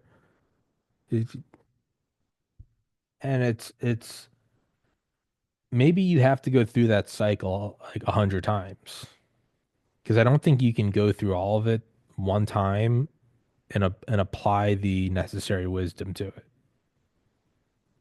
Because normally it would be because even if I had got past the 2 month point, let's say I got to like a 6 month point, eventually I'd be like, well, I kind of just feel bored now and I have my life under control, so why not drink every once in a while? And I think some people can do that. And honestly, one day I would like to do that. I really mean, no part of me wants to be sober for the rest of my life. I really do feel that there is a place in my future life where I can enjoy a couple of drinks on Friday. I also don't actually think that's ever going to happen. I think if I do go back, I'll eventually cycle downwards until I end up in a psych ward. And then I'll be doing an episode years from now where I'll go, I even hit the 1 year mark. And then I kind of think I'm probably just a person that needs to be sober. That's just what it is. And there's no, that it's not what all evens out in the end or it all comes out in the wash. Not really. Not really. When I look out on a Friday night, I see a bunch of people like my age out drinking, bar hopping, it's snowing, and they're just laughing, and you're just like, God, that looks great. Not for you, buddy. I like having normal pens around, not ones that can't be weapons. And it's a humbling thing, but it's also just a certain level of it's what it is, dude. It's just what it is. And you go, what? Wait, what? So it doesn't feel great every day? Like, no. I do enjoy. I think waking up on a Saturday or Sunday or a Monday, it does feel good to like not be coming out of like an alcohol-induced hole. But I'd say like Friday nights, it's still a level of suffering where you're like, I still feel, I mean, there's just like, I guess the Monday through Sunday fucking slash Gregorian calendar slash Henry Ford-esque 5 day work. I don't know. There is some like epigenetic cycling in us where Friday it does just feel like the fucking all the I don't know, straps are loosened and the rules are relaxed and the lights are a little dimmer or brighter, whatever you want. The music's there is something around Friday where it's like I do feel like the fucking spirits where it's like let's just fucking go nuts. But I kind of know that I don't think it's something I can do. Um, I would say that it is primarily boring. It's not thrilling. It's not exciting. Um, I've gotten a lot closer to whatever it is I am. And that's like the closest I can get to it with words. It when you remove the drugs and alcohol, then you're like, oh, I just liked playing games on Friday night eating pizza. And then you go, maybe I just liked eating pizza. And then you go, maybe I just wanted a release. Then you go, maybe, well, then what was causing the need for the release? And then it was, well, if I don't do that, then then it's, well, for me right now, like where I am on the list of things, you are here. What's in the front of me is blurry because I can't know what's coming. But in hindsight, I can look at all these steps and I'd go, all right, well, I do like to kind of engage in things by myself. I like doing gaming by myself. It's a mental exercise. I feel free. I feel like my brain's working, but in different ways than it is with the podcast. It's a different kind of work. It's playful work, but a work nonetheless. You know,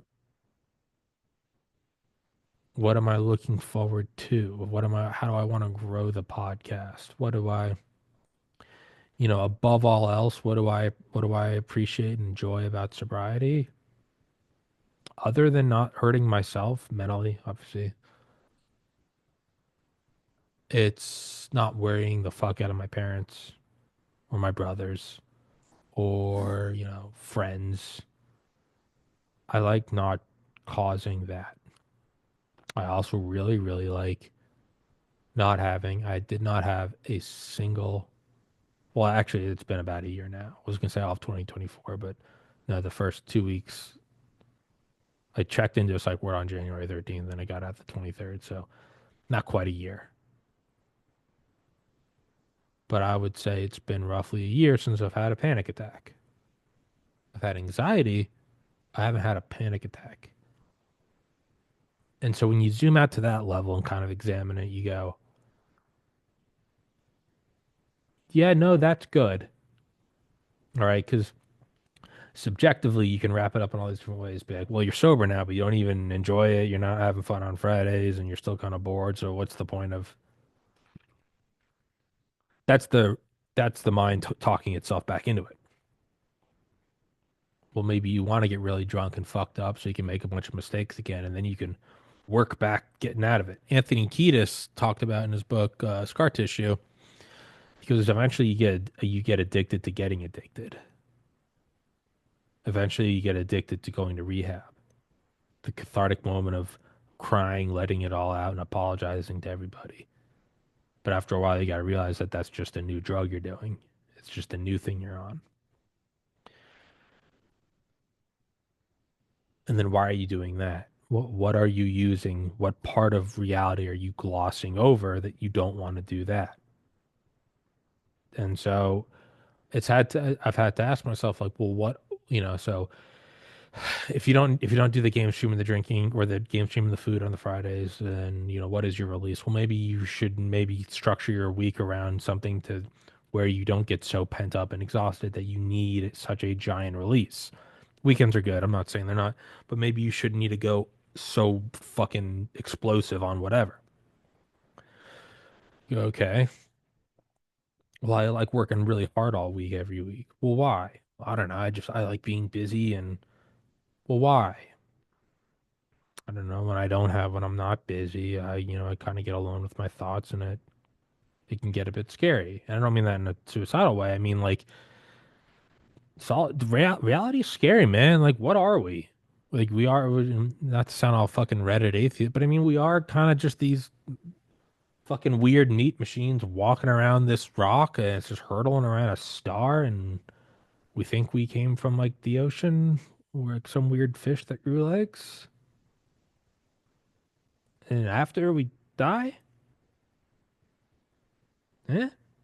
Like it's reality is fucking it's out there, man. Gotta drink water. It's like you're gonna take acid or something and just stare in the mirror. It's like that meme. It's like, man, I'm really in this bitch, huh? I'm really in this body. It's weird, man. What are eyes? Why am I moving fingers? Or what are words? It gets a little, it can get to you. So the best I can conclude is, you know, so then don't do these things on the weekend. Well, why? Because maybe you don't have the release. Well, why do you need the release? Because I work so hard during the week. Well, why do you work so hard during the week? Well, is it a good work that it's working towards something constructive like the podcast that I want to grow and flourish and solidify and turn it into revenue and create wealth? And no, I do like all that, but is that all that it is? Well, I also kind of like staying busy and not being, alone with my thoughts. And it's like, well, then what is that? Maybe you don't like being 34 and single. Maybe you should start putting yourself out there. Maybe, I have the little picture of my dog next to me during every stream, and I think of him every night. Maybe you miss having a companion. You know, maybe it can't all be a cool view of the city and a 90-inch flat screen. Maybe it's more than that. And I feel like I'm moving closer and closer to the truth of whatever it is that I am. And with each progressive step, it's a shedding of an old habit, and my life becomes more boring, but more peaceful with every step. You zoom out to the year long picture, that is the trending theme. You can call it this, you can call it that, you can call it boring and stupid and you're sober. And what it really is, though, if I'm just trending it, ever greater amounts, intensities, and durations of peace. Still with a lot of problems and depression and anxiety still happens. But I'm moving deeper and deeper. I'm walking out into the ocean of peace. You can call it God. Farther and farther out, farther and farther. Okay, now your feet aren't touching, you got to tread, or now you're swimming. You're moving away from the shore, but you're just going farther and farther, and you're going farther and farther out into the waters of peace.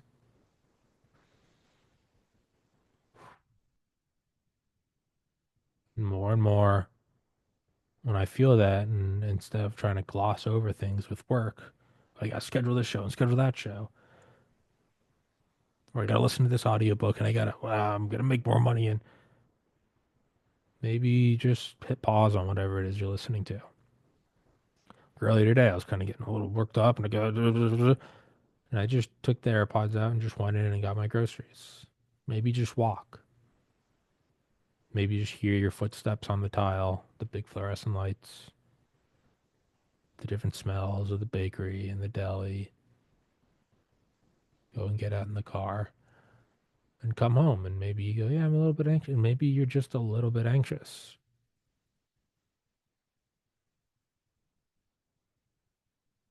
And maybe instead of an immediate gratification of it's Friday, I want to get fucked up, maybe you look out and you go, well, where do I want to be in a year? What other things in my life?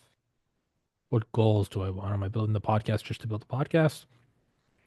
Would I eventually like to get married? Would I eventually like to have a family? Would I eventually like to get a dog? You go, okay. And ultimately, what it all is you're getting closer and closer to God and to surrendering your plans and projects and visions and expectations for what it is supposed to be and instead accepting what it is. And that doesn't mean be a pushover. You gotta have your more. You gotta plant your. Well, YouTube just censoring that. No, fuck that. Plant your feet. Free speech. Kick me off. All right, go fuck yourself. Well, maybe I'm just getting older, and when you get older, you put on some weight. Shut up, fat ass. You need to cut the calories. You need to cut out the cheat days. Hit the gym. It's just what it is. I'm not saying be a pushover, but instead start really surrendering and going, God's pushing me in this way or that, and it's getting better the more I trust in it. And ultimately, it's all preparation. So then, what's the natural end of that? As life goes on, well, the natural end is you'd say well, life gets more and more peaceful and less painful, which I'd say is a pretty fucking good life. But eventually, you push to, well, then what's the final? What's the final trust? Final trust is the fear and the anxiety of your deathbed and everything you know, and you're just a gravestone. So there's a great quote. My friends and family know the first date and the second date, referring to your gravestone. But all I ever was the dash in between, which is just like a wild statement. And ultimately, it's more of you're floating downstream. Work where you need to work, push back where you need to push back. Be a sovereign human, but trust in God, get closer to Him, and if you can, like I'm doing with this episode, try to help others with your experiences so that they may too move deeper into that warm jacuzzi that is Christ. And so that's what I'd say is the point of this episode. Um, Move closer and closer to God. Truly ask the Lord Jesus Christ into your heart. You don't even have to believe in him, man. You can go, this is all bullshit. I don't believe that this guy died and raised from You don't have to believe it, but just make an effort and ask. Ask Jesus Christ to come into your heart, and he will. And that's what I would say.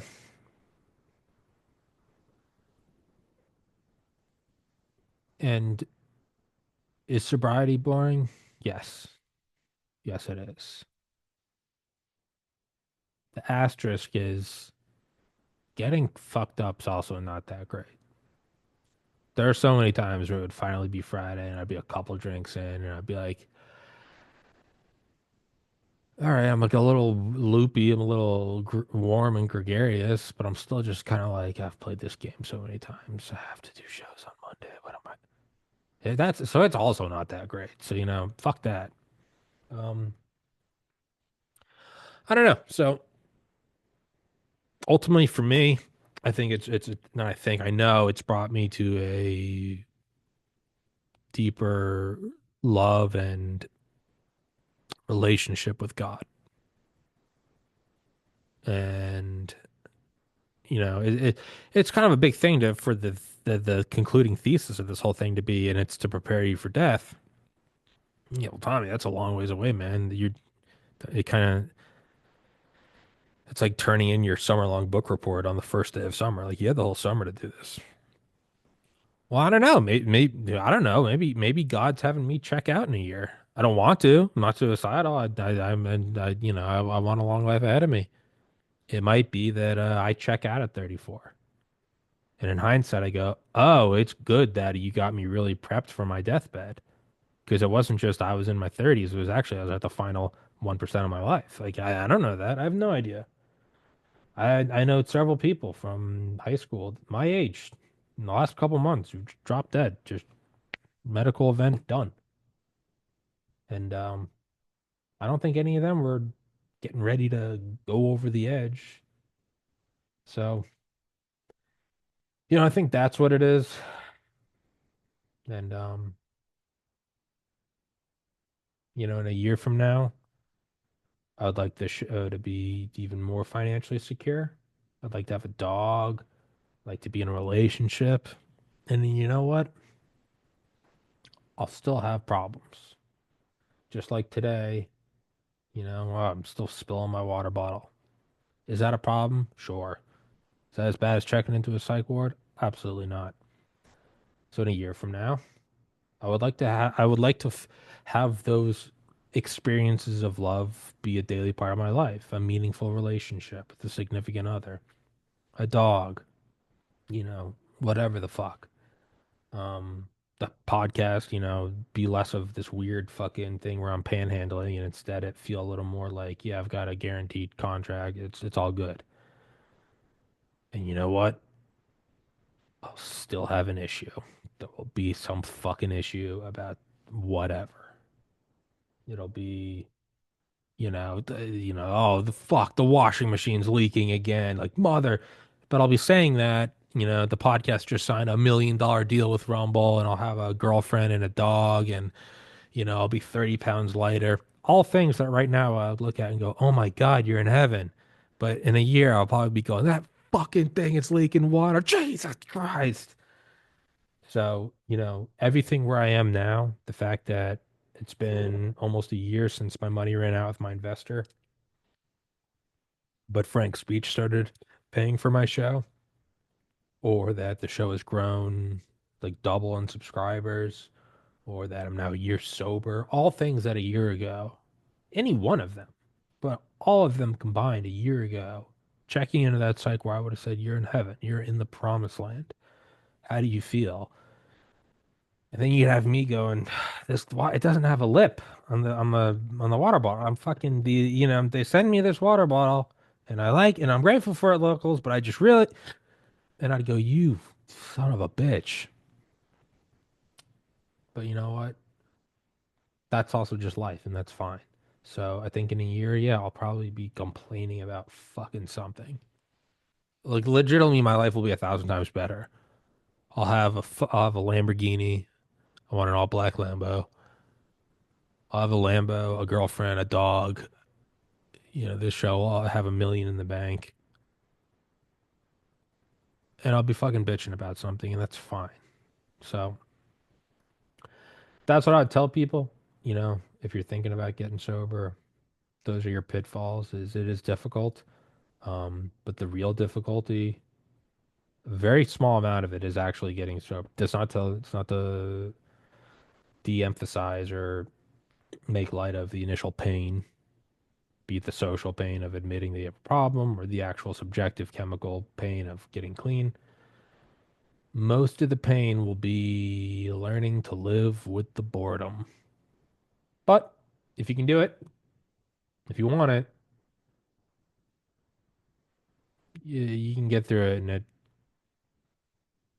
would I change any of it? As much as I've kind of like shot down sobriety for the last hour, no, I wouldn't. It's still better than anything I've experienced in this life. Just the feeling of not being like a fucking leaf in the wind, being rooted, being rooted with God, just kind of raw dog in reality. It's all jokes aside, no, it is worth it. It's absolutely worth it. And it's, if anything, just to know you did it. You go, I did it. So that's what I would tell people. I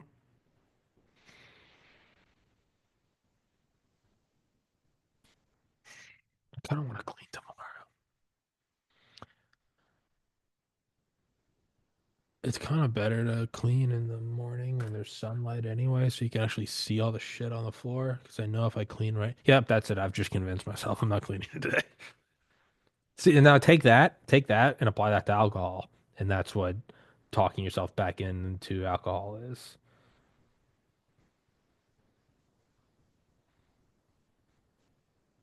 What is it? It's 4 p.m. Yeah, no, I'm gonna clean tomorrow. So it is better though if you have sun, because otherwise, if you vacuum now, tomorrow it's gonna get sunny out, and then you're gonna see all the shit on the floor that you missed, and you're gonna go, well, I already vacuumed, so now I will next. So it's a whole thing. Um, that's what I'll tell you is do that. So, um, if you enjoyed the show, guys, please go to Rumble, please go to Patreon, please go to Locals. Let me use the restroom and then I'll do a proper ad.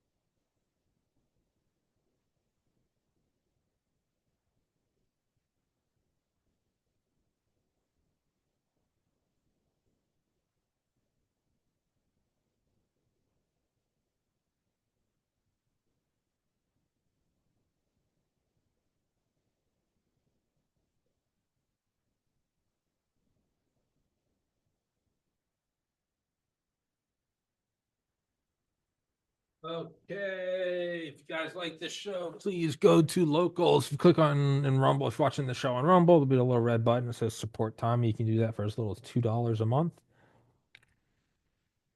Yeah, we're definitely cleaning tomorrow. Not doing that now. Fucking kidding me. Do as little as $2 a month or as much as you want. Daily exclusive behind the scenes videos, blah, blah, blah. It's me just running my mouth. Or you can go join Patreon for $1 a month. You don't have, there's no exclusive well, there is on locals, but is it worth it? Probably not. If you want to support the show, the point of the important takeaway is you can do it for as little as $2 a month or as little as $1 a month. And roughly 50,000 of y'all watch this show. If 1% of, no, if 10% of you guys, 5,000 donated $1 a month, $1 a month, $12 a year, the show would be funded. The show costs about $5,000 a month. Just brass tacks, just what it is. It's the discussion no one wants to have, but we have to have. That's about how much it costs. People join for $20 a month. That's 20 less. That's essentially that counts as 20 people. So I really only need about 5,000 of you guys a month to donate $1 a month, $12 a year. I mean, I don't even a Big Mac's like $4 now. I need you to donate 3 Big Macs a year. And if you like the show, if it's not a show you watch often, if it's a show you watch sparingly and you just kind of hey, don't do it. If it's something you actually watch, if it's something that you like, that you feel you get a lot out of, or be it entertainment or whatever, I would ask you to please, please, please join the Patreon or the locals. I'm not even. I have for the last week or two. I've been saying I think it's a fair request. I'm not even saying I think it's a fair request. It is a fair request. It's not an opinion. It is $1 a month. That's nothing. That's 25 cents a week. All right. That's what 3 cents a day. I mean, come on. Don't do me like this. Um. So that's what I would ask if you can. And if you can do more, some people join for like 100 a month. Hey man, that's 100. That counts as 100 people. So if a couple of y'all are some big time shekel boys and girls, what am I fucking the correct gender of shekels? Just join the thing. So whatever, do that. There's also a PayPal, a Cash App, and a Buy Me a Coffee if you want to throw me a couple bucks there. Um, Watching on Rumble, if you watch it live, you can click on the chat box and you can do a super chat where you can type a comment and donate like $1 and it will be like highlighted. You'll be like, this guy fucking sucks. And you'll get and it'll stay up there. And the more money you give, the longer it stays up there. So if you really hate me, you can give like $100 and be like, this guy fucking sucks. And it will be there for the entire podcast. And if it's a big podcast, a lot of people are watching it live, a lot of people are going to see your comment of this guy fucking sucks, and that's funny, and it's definitely worth $100. You should do that now. Every night there's the game stream live on Rumble. I don't really pay attention to chat anymore, and I got to be honest, I'm not really even doing Discord anymore. I'm just kind of vibing by myself, and it is what it is. If you don't like it, whatever. You can do super chat there.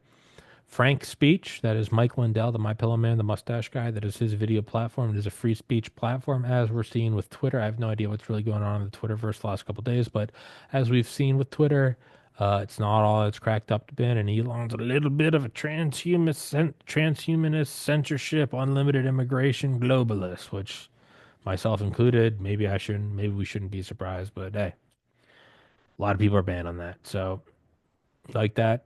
You can't really trust any one platform forever, be it Rumble, BitChute, Brighteon, Spotify.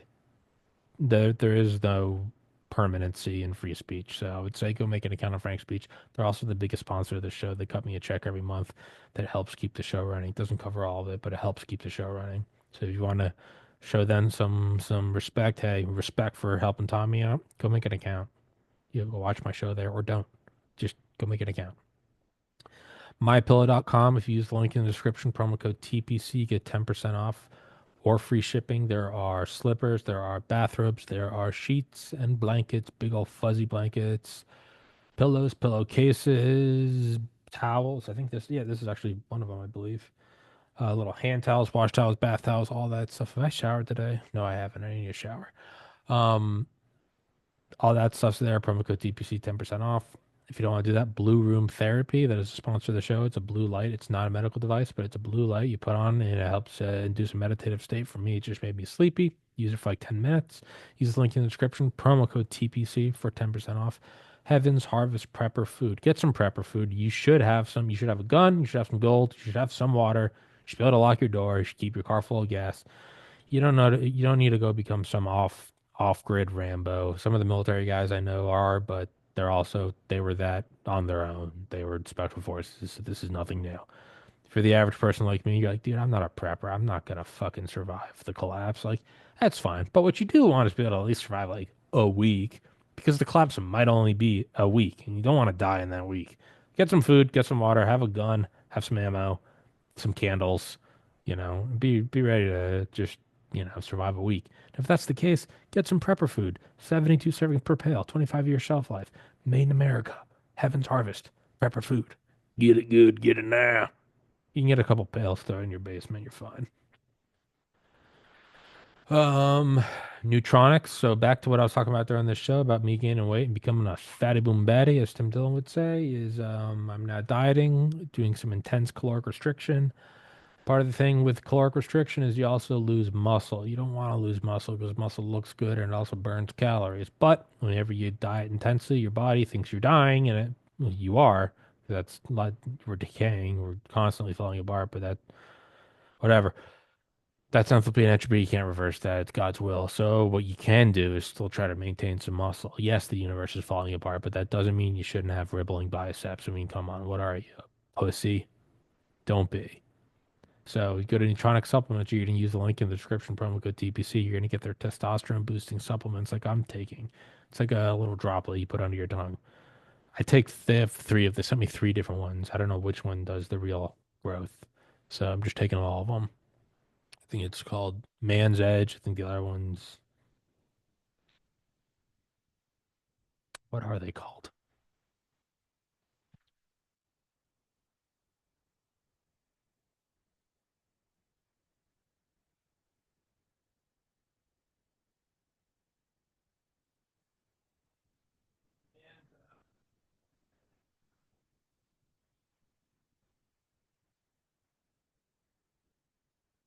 There's three bottles, but there's actually only two different ones I'm taking. It's Man's Edge, and then the other one just says IGF-1. So those are the two that I'm taking. They boost testosterone. I took a before video in November, and I'm not too proud of it because I gained some weight, and I'm not going to post it until I've lost weight because I don't want to post it and say, "Well, I'm fat and now I'm going to not be fat," because no, you're still fat. I'd like to post it and say I was fat, and now I'm sexy and the king of America. So that's what you guys are going to do. So I'm taking that and putting a drop under my tongue. One of them tastes like maple syrup. The other one tastes almost a little soury, a little sour. They're fine. They're not some like disgusting medicine taste. Um, I think it says you should take like 4 drops, 3 times a day. No, I just put one. You get one drop. That's it. Do your magic. Taking that, and I'll post in. I'm already down about 20 pounds in 2 months. But I'll be posting an after picture or after video sometime in April. So those are the ones I'm most excited about are nutronic supplements. And I actually am most excited about because that's the thing I'm most concerned about is losing weight. Air water healing. You can get water filters like reverse osmosis water filters, or you can get the air filters. I have two air filters. I have one that plugs into a USB, and the other one plugs into an out in the wall. They're both. Tiny little things like the size of a nightlight. They don't even use filters. They just use negative ions to filter out all the crud in your air. So you can go get those too. Link in the description. Probably not a bad idea to have. I mean, be it asbestos or plastics constantly emanate dangerous chemicals. So probably not a bad thing. If you have your windows open all the time, you probably don't need it. But hey, they're sponsored the show, so go give them a couple shekels. So that's Neutronics, air water healing. I got another sponsor, Alaska Chaga, CHAGA. It's a root, and it is the most antioxidant dense supplement in existence. Not one of the one where this is one of the, no, no, no, no. The most denser antioxidant concentration than anything that denser than broccoli or sulforaphane or resveratrol or glutathione or alpha lipoic acid. No, no, no. It's not one of them. It is the densest antioxidant in existence. I mean, other than like chemical oxidants that you use in rockets, but that will kill you because they're toxic and they're hypergolic. But this is a root, grows in New Hampshire. It also grows in Alaska. You can drink it. It doesn't really taste like anything. I think it kind of tastes like watered down cinnamon, but that might just be because my dad put cinnamon in it. I don't know. I don't drink the tea. I just take a caplet. That's good for you too. They also support the show, so you should support them. I think that's everything. Um, been meaning to remember it more and more. This isn't a sponsor of the show, but it's just good. ARC, the Association for the Recovery of Children. That's Baz. He's been on here a million times. Basil Baz, Pete Chambers works there too. It's a bunch of former special forces guys that literally go and rescue children. Not some QAnon rescue the kids thing. I mean, legitimately go into other countries, fucking with NOS and silencers, and go break down. I have no idea if they kill people. That's none of my business. I know enough to not ask. They literally go and rescue children. This isn't awareness. This isn't, buy a pink ribbon so people. No, no, no, no, no, no, no. These are archangels in the forms of special forces operators that take heavy, heavy weaponry and gear, use stealth tactics, and go in and fucking rescue children. They don't sponsor the show. I would never take a penny from them. They are legitimately doing the work of Christ himself on this earth. And I've been meaning to put that in organically to each show. So I'm going to make a note of it right now and put that sticky note on the computer. I should also probably put the link in the description. It's the Association for the Recovery of Children. So you can look that up. Other than that, that's about everything. Go to the link, go to the Shopify link if you want to get any of the merch. Those are all my hoodies with my own designs on them. Or you can go to Fine Art America and get my designs on posters and canvases and tapestries and shower curtains and stuff and whatever. All different ways to support the show. Yeah. So thank you all for listening to me rant today, and I hope somebody gets something out of it. So much love, guys.